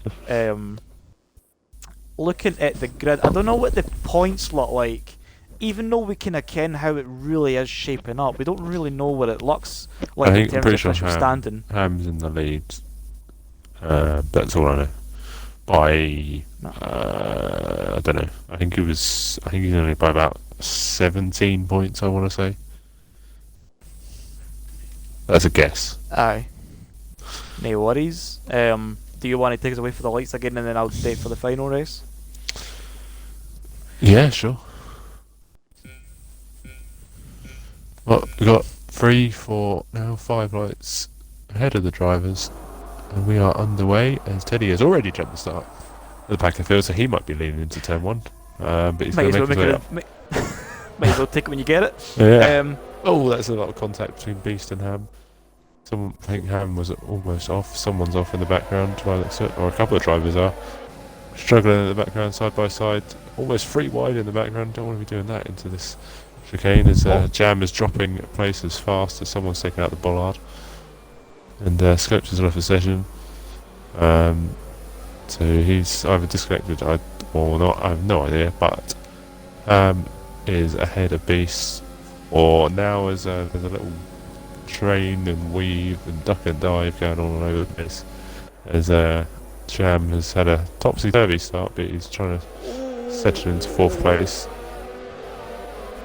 And we had Preds nearly done the inside of Panther into the chicane that splits the 2 straights, as Ham does take the lead for Beast. Race Roller up in P3 as well. Jam's done a place. Everybody's everybody's lost a place, or they've gained a place in the top 6, and Panther's decided to go for a wee drive elsewhere, as he's gone really wide on the exit of turn 13, and I don't know if that is just damaging. Oh, and he's going to have to watch, because that was Teddy, and Teddy's going to have to serve a drive through as well, because he did jump the start, and I think even though he did make the best of his jump start, he did get out the way of everybody on the runoff into the hairpin, before the hairpin at turn 6. So he's very much just been the sportsman. He's away to serve his drive-through penalty as well. Yeah, Beast is all over the back of Ham. As the top guys are still quite close to each other. Smoker's retired in the pits. I've no idea. I think so. Smoke retired in the pits. Aye, he's retired in the pits. Yeah, the top 6. Close, top 5 are close. McEwen's just hanging on to the back of him by the looks of it. As I say that, Parra gets a poor exit, and McEwen's going to be over the back of him shortly. Yeah, it's quite close at the front. Definitely, the top 6 are very much passengers in Ham's train at the front, and I mean, I say train, he is one of the quickest in the league, and yet we've got a wee queue forming behind him in the form of Beast, Race Roller, Jam, Parra and McKeon, so they're all pretty much just waiting for any real opportunity to get by, and Beast well and truly keeping him honest at this stage. Race Roller is ready to pounce on any of the scraps that get tossed out and tossed aside, and McKeon is the first of the top 6 to be slapped with a penalty. Nothing new there really, to be fair, but Predator's up into P7 as well for starting 10th. Dodgy's up for 16th to 9th, so he's up 7. And Teddy Wee's jump start down to 13th. They're the big gainers and losers you can see on the left hand side. But it's really looking at there's not really too much going on, even though they're all close together and that. They're not really like side by side or fronting a move or anything like that. They're just kind of like driving their own races, keeping their own pace, and just kind of seeing where they are. Yeah, so it's really a 4-way battle for the lead. Jam is hurrying everyone up here, especially Race Roller, which means Race Roller's going to have to go on the back of Beast, so that means Beast is going to have to press on to his pursuit of Ham Jam, which he really is doing quite well. Oh, and Jam, I don't know if it's just me, but these final few races I've seen Jam Ham just really on a limit, like I've never really seen him. Well, I mean, I don't commentate on the elite races, but I do race with him in other areas and everything else and such. But like Jam Ham, you can just tell he's like really on the limit, just to try and pressurise Race Roller into pushing Beast to push him into a Ham, as you were rightly saying, or to try and push one of them into a mistake so he can just slip up the order and try and challenge for that win. Needs Beast to have a go at Ham. to get past. Well, Race Roller getting a penalty will help him out. But yeah, he really needs Beast to have a go. As he just hit past flat. But yeah, if Beast has a go at Ham, then it allows Race Roller and Jam to possibly get in amongst it. Exactly, and I don't know how Jam's going to really play it now. I think he'll still try and push Race Roller into Beast to try and put the pressure on the front. But he doesn't need to overtake Race Roller per se, because he's got that 2-second penalty now, which will be applied to his final result. So it'll be very much just a matter of how quick he's gonna have the slipstream though. He's gonna have the run. Race Roller's gonna have to go defensive. Jam's gonna go up the inside.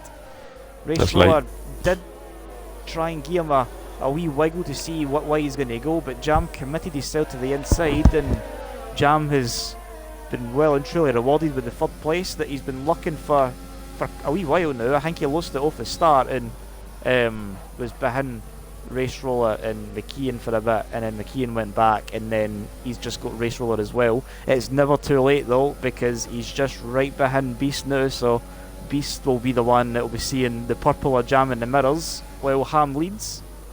Anything else in the midfield, I've just been too busy focusing on this train at the front. Nothing that I really see out the ordinary, unless you've been catching something that I've not seen. No, I haven't really seen much going on. They're kind of just staying behind each other really. No one's really gone for any moves. It's just these guys at the front. Fred's got a bit of slide on. Oh, sorry Max, I just literally jumped on board with Randall because that was the next closest battle. And coming out of the hotel section, I had just seen Fred's getting a bit of a slapper on the back of the car, and he done really well to save it, but it came at the cost of a position. And he might actually get that back if he could keep it clean, because Randall picked up a penalty for it as well. Gents, I'm so sorry to interrupt, but we've had a £200 donation. From wow. Stephen Shepherd. Stephen Shepherd, That's whoever you smoke. are, That's smoke. you are an absolute hero, Smoke. Smoke. Hats off to you, mate. Get him an LO position. Come on. Like, honestly, Smoke is honestly one of, like, see when it comes to streams and the charity events and just generally keeping the league in the straight and narrow, like, he is always the one that we hear, the one that we always, like, the one that is, he's a, what do you call him? He's the silent hero in a sense. Like, he just does everything off his own back. He contributes everything that he can. Like, and even in the charity streams, he's always got this pure, this sense of purity and generosity in him as well. Like, and Jamham's just completely ruined it by the sounds of it, for what I'm hearing. But but honestly, Smoke is like. And even talking to Smokey is just one of the most genuine folk you would talk to. Like, never had an issue with him. He's a very committed person to the league. He's the silent hero, and he's definitely the known hero now. A donation is generous and benevolent as that, and like, that's just we express our gratitude to that. So there's that 50 quid donation. Get us. Well, if it's alright. You've contributed anyway. So if I'll chuck some more in, if at a point, if we do it. But I'm just lost for words, Smoke. Like, that's just unbelievable. Unbelievable. I honestly don't have any words to really express how stunned at Umbish Smoke's generosity. I'm struggling. Like, everybody's just kind of like, he's our goat. He really is. Like, I'm just sitting here and, like, I've got the fattest grin on my face. Like, yeah, it's unbelievable. I'm just reading through. So Jesus, Scott's just said, by the way, that's nearly £400 he's donated. Smoke. This is Someone buy that guy a beer. Or free. Or 1,000. by the bar. Like, come on. Like, honestly, it's. And apparently, so he the also total- he also gave away a On you go. £50 Xbox gift card away today. He did. Everybody is. I kind of a side note, but everybody in the general chat in Discord is like saying, well, the hashtag is smoke to LO, and I'm well and truly on that bandwagon as well. So honestly, I'm sitting here and like the fattest grin on my face. I just feel like, in a sense, I just feel like really humbled and like proud in a sense, like I don't know why. Like I think proud might kind of be the wrong word, but like it's just really like it just takes you aback with a donation like that. Like that's a lot of money. Like Smoke's like if Scott said that that's £400 he's donated. Smoke is essentially bought a Switch himself. Like, because Smoke, if you're wondering why like the chat is like our dialogue is so broken, it's because Smoke has just completely took the wind out of sails in a good way. We've Like it really is. got another donation for £10 from Zydrad. Thank you very much, Zydrad, or as he's called himself here, Zybad. Nice. I'll have to get my wallet out, aren't I, boys? Aye, we're gonna have to round that up. What's the charity Poet New guys before we quickly go for We it are for the at final time? £1,960. Nice. And if there's any more donations coming in, we would very much love to hit that £2,000 target tonight. I mean, honestly, if no, like it's, I mean, we can Done. I think, 2,000. We've done it. Oh, right, there we go. Never mind. It's from the one and only Rango himself. £40. He's put up the SLR boys. You guys amaze me every single day. So proud of everyone. It is absolutely mental. Okay. Like, it really is. Well, this is certainly worth staying up late for, boys. What an unbelievable effort from everyone. Definitely, it is.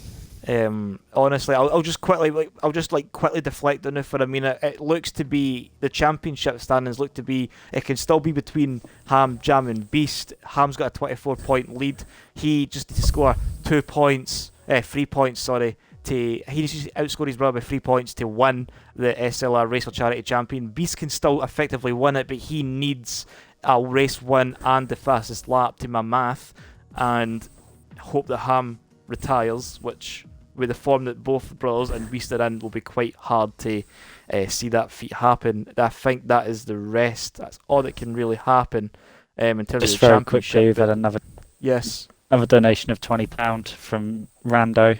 So again, thank you, Rando. We're now on 2020, and Scott has just said, please take us off this number. Oh, aye, 2020 is definitely. I can't mind who told me that. I think it was Preds that told me the joke, but it was like, if you divide 2020 by 5, it's 404, and 404 is always the. Oh my God, the we had number another £100 Oh my What? word. from Panther. Painter. Well, absolutely. Panther. Oh, He's actually jeez. put Panther. Jeez. P-A-N-T-A. Painter. This is unbelievable. But no, see. honestly, man, it's just absolutely mega that we're still seeing healthy donations like that coming in, and honestly, like We're £620 above what we were looking for. there we go. I think Scott had said someone take us off the number 2020, and Panthers just like, I've seen the number, I'm having to change that immediately. No one to relive that. But honestly, like it's just so just amazing, really. I can't well, actually, imagine. can I can't imagine the Sorry, smile on Scott's face at the moment. And see, since Panther donated £100 right at the end, we're going to sit on board for his lap. So we'll sit and give Panther the attention on the final run. I would say Smoke, but I mean, we've done Smoke already. We kind of want to try and shuffle it up. We watched Smoke, I can't remember what race it was. I think it was for somewhere in the first round. I think it was Baku in the first round, I could be wrong. But we'll sit on board with Panther after that donation as well. It's honestly, like, I don't even know. I don't know anything in terms of how much these things are. Like the switches with the game packs and such. Hamjam's gone for a retirement at P14, so he's looking to be at the back to see how he fares. So Jamham looks to be quite down the order as well, so I don't know if he's repeating the feat as well. This kinda does put them both at risk though, because Race Roller and Beast are still very committed to their laps, so it seems. I don't know how good they're doing, so I can't tell you. But it's it really is just amazing to see how well and just how much everybody can, like, it's Bloods, Riggs, where are they? And Smoke does get pole in the end, and Panther does get P5, so the two big donators getting a P1 and P5, so a very solid finale in terms of qualifying. Let's hope they can have a strong final race, because at the end of this we will have a SLR charity champion, and we will also hear for the top 3 as well very briefly before we round out the stream as well. We do greatly appreciate each and every one of you for being here along the way, and we hope that you have enjoyed the ride. If you haven't checked it already, I'll be sure that Scott will send a link once more for one final time in the chat, so if you feel generous or your mood's been swifted, it's swifted, that's the right word, so if it's swiftly changed, the donation link will be in the chat, courtesy of Scott, so be sure to look out for that as and when he sends it. And we just want to thank everybody that's put this together, and we just want to recognise the hard work and the determination, the commitment of the staff at Great Ormond Street Hospital for everything today, and just every day to keep the children entertained and just keep them fighting fit and everything in between. Like, it isn't the best place to be, but we definitely hope for the best in the children and the staff. There it is, there, literally on cue. Scott's got the link in once again. And I think a Smoke pole is very fitting as well. And it looks to be £2,150 it's at.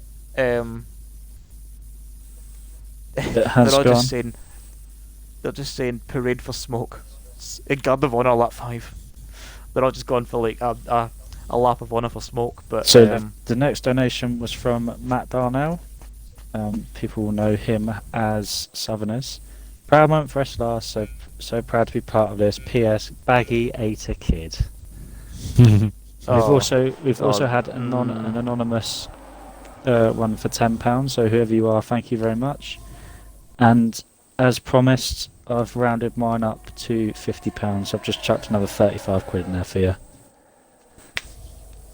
Nice. That's.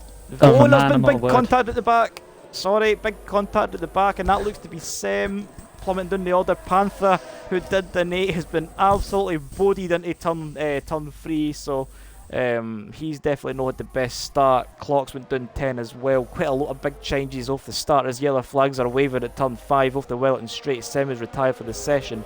I don't know if that's a manual retirement. It looks to be the case, as we see a collision in the Brooklands as well. That looks to be Para, who is retired as well. So the two purple cars are already seeing their races cut short.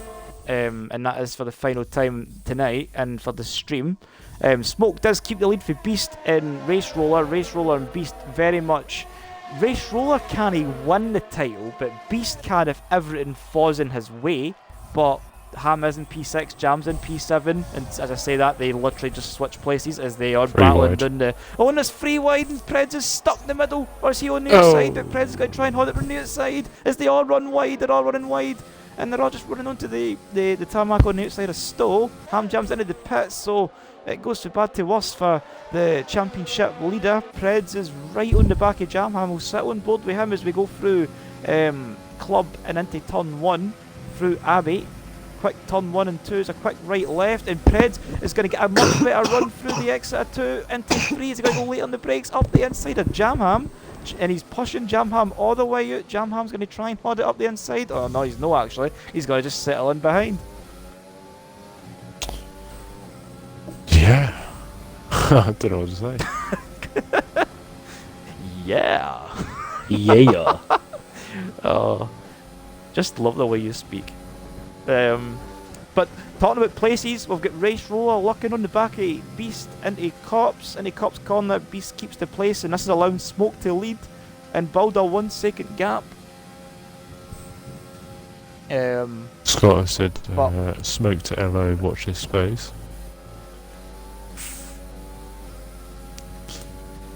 I think Smoke is like Smoke would like he'd be like a shoe in, like it's like he would just slide right into that role because he literally kind of does a good bit of tail. Like he's kind of like that.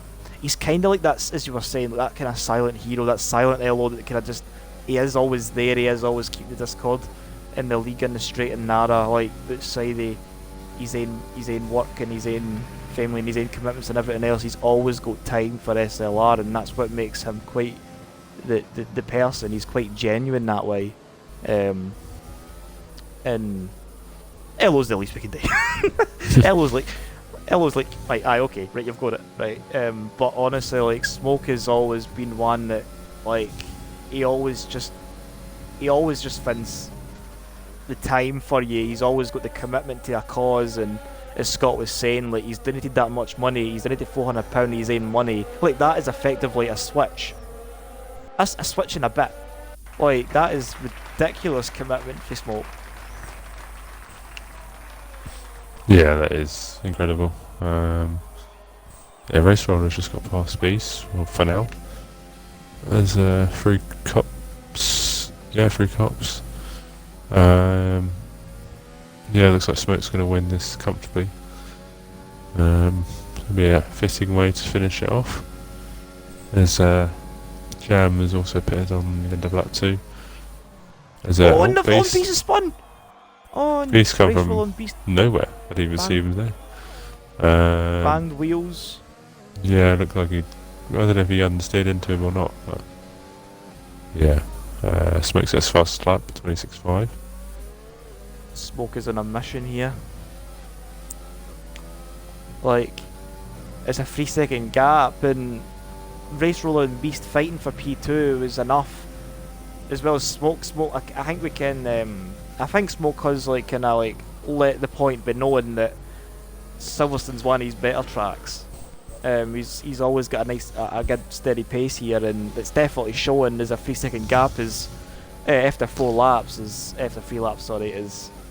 enough to express that pace. That's a bit of Race Roller and Beast fighting, as well as Smoke showing that he has got some speed. You don't get pole position for nothing, like, but it definitely looks to be Ham Jam is going to be beating Jam Ham, who's going to be beating Beast. But Race Roller could always find his way up there, because the gap between Jam and Race Roller wasn't that much either, so Race Roller could finish selling the top 3.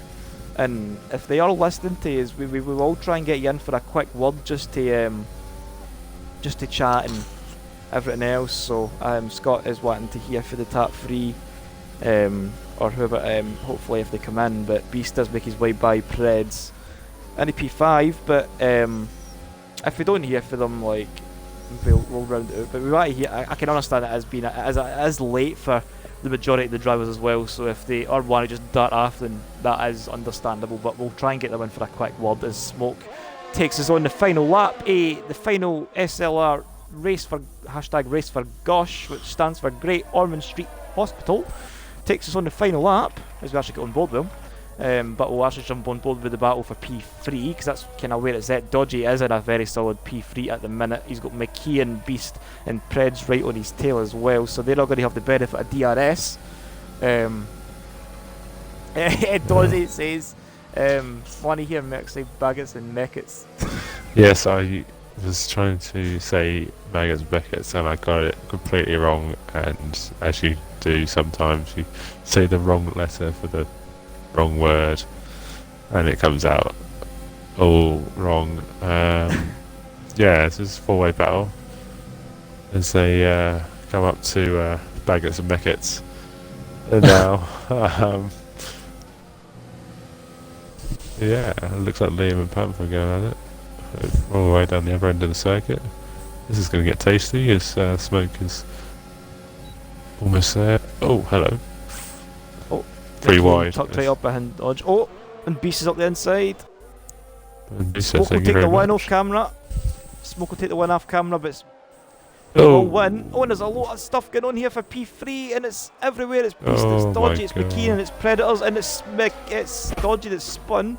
And Pred's got to try and get P4 on the line. it's Oh, absolute. Yes. Oh, it's absolute fingers.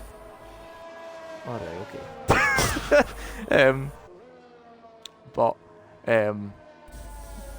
looking at the chat,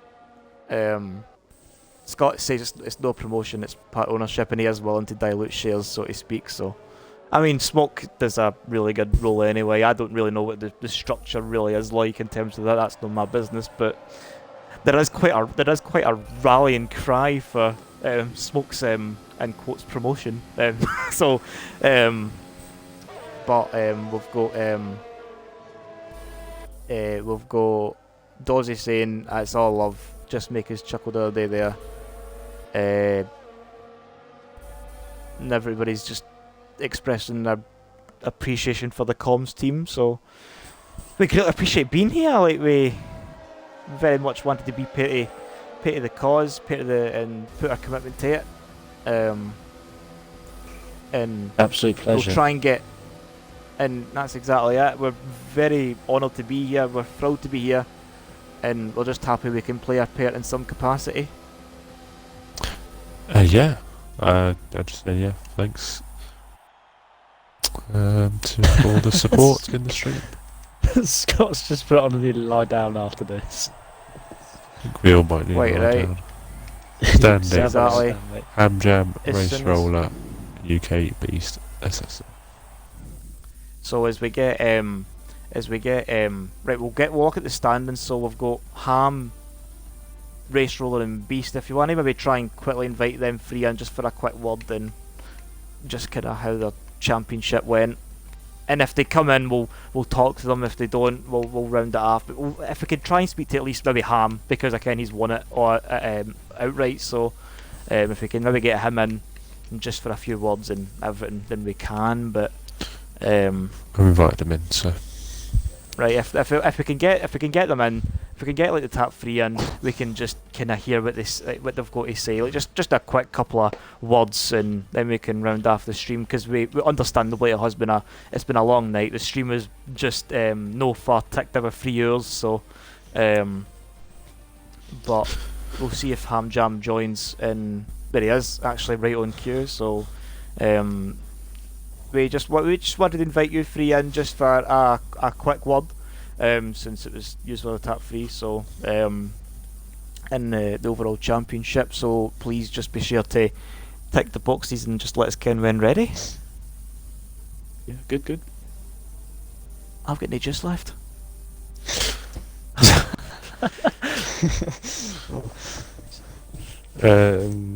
yeah, I mean, obviously, you are, I've literally forgot what's the title, SLR, Race for Charity Champion, I think, I have no idea, something like that. There you go. It's the Race for Charity Champion. It's a new got a nice- title got a nice for ring. the nut. Why don't we got a just nice call ring it to the Gosh Champion? Maybe. It doesn't quite Okay, roll. no worries. I'll leave it at that then. Ignore me. Yeah, we'll start off with you, Ham. Obviously, the racing was just the event, and obviously we're doing it for the charity. So, any words for that?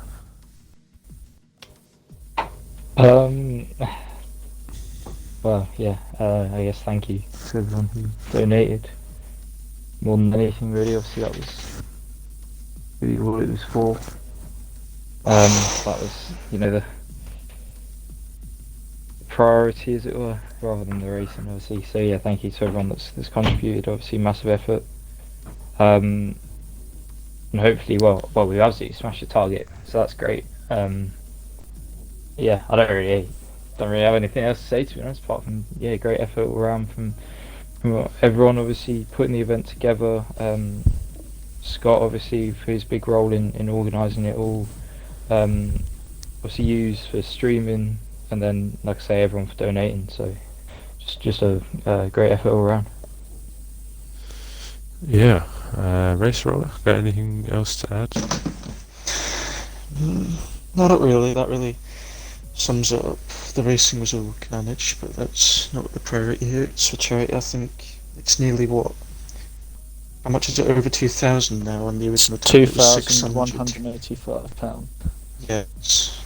The original target was, I think, 600, which about 4 times more than we originally hoped, which is absolutely amazing. And everyone in this sort of group has done very well in all donating, especially Smoke. I heard he put a massive donation at the end.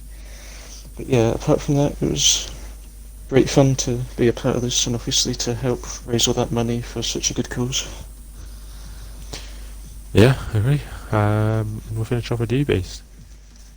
Yeah, I mean, on the racing side, enjoyed it a lot. Obviously, got myself in the mix with the aliens of Ham, Jam, and even Race Roller. Actually bested one of them, which I'm very happy about. But yeah, what the league's done for the charity is insane. Like, raising well over £2,000 is just nuts. Obviously, with Smoke and even Panther recently donating huge amounts, like big credit to them too. Yeah, and obviously Ham and Jam didn't get any shout outs just now, so I thought I'd shout them out for putting on a great event. They're the two hosts and the organisers of it, as well as obviously Scott. But yeah, brilliant event, loved it, and hopefully everyone watching did too. Yeah, it was good to be a part of, and obviously, well, the amount of money we've raised is unbelievable. Scott was lost for words, so I think that just sums it up. Yep, that's a good thing.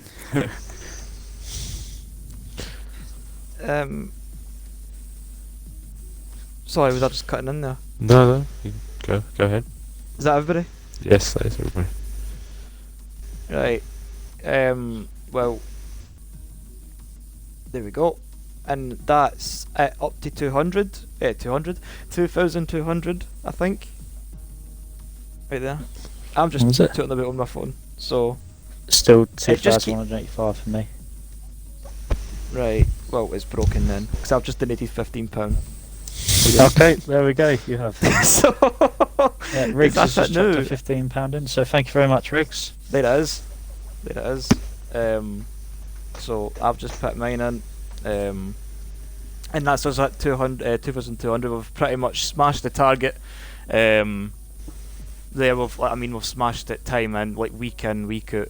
Like, it was 600 at first, it was 1,200, it was 15 for the night, and I think we're just 100 shy early. We've managed to donate nearly £800.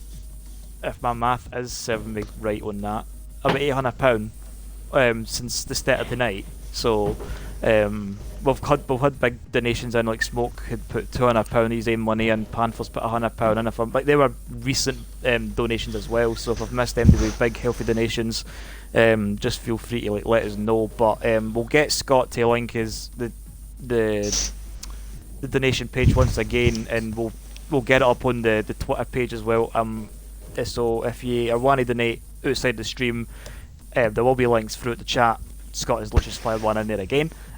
But please be sure to follow the Twitter at SLRF1 or some Racing League F1. I honestly no sure what the handle is, but you'll no have to look far for finding the charity stream link, the donation link there as well.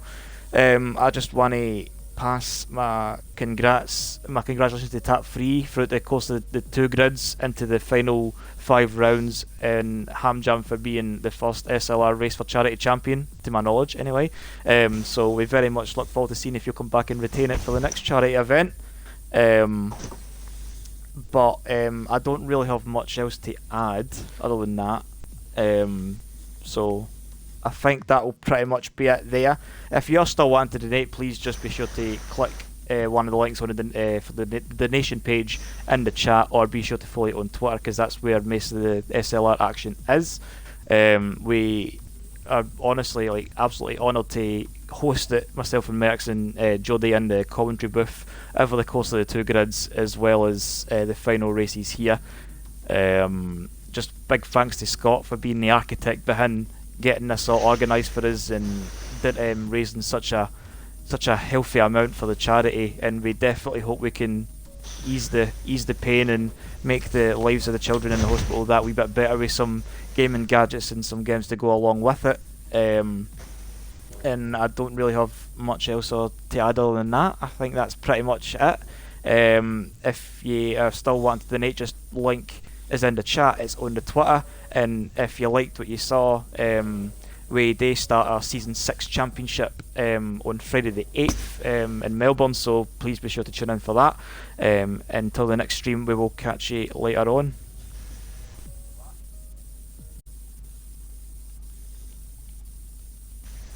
Is the on Sunday?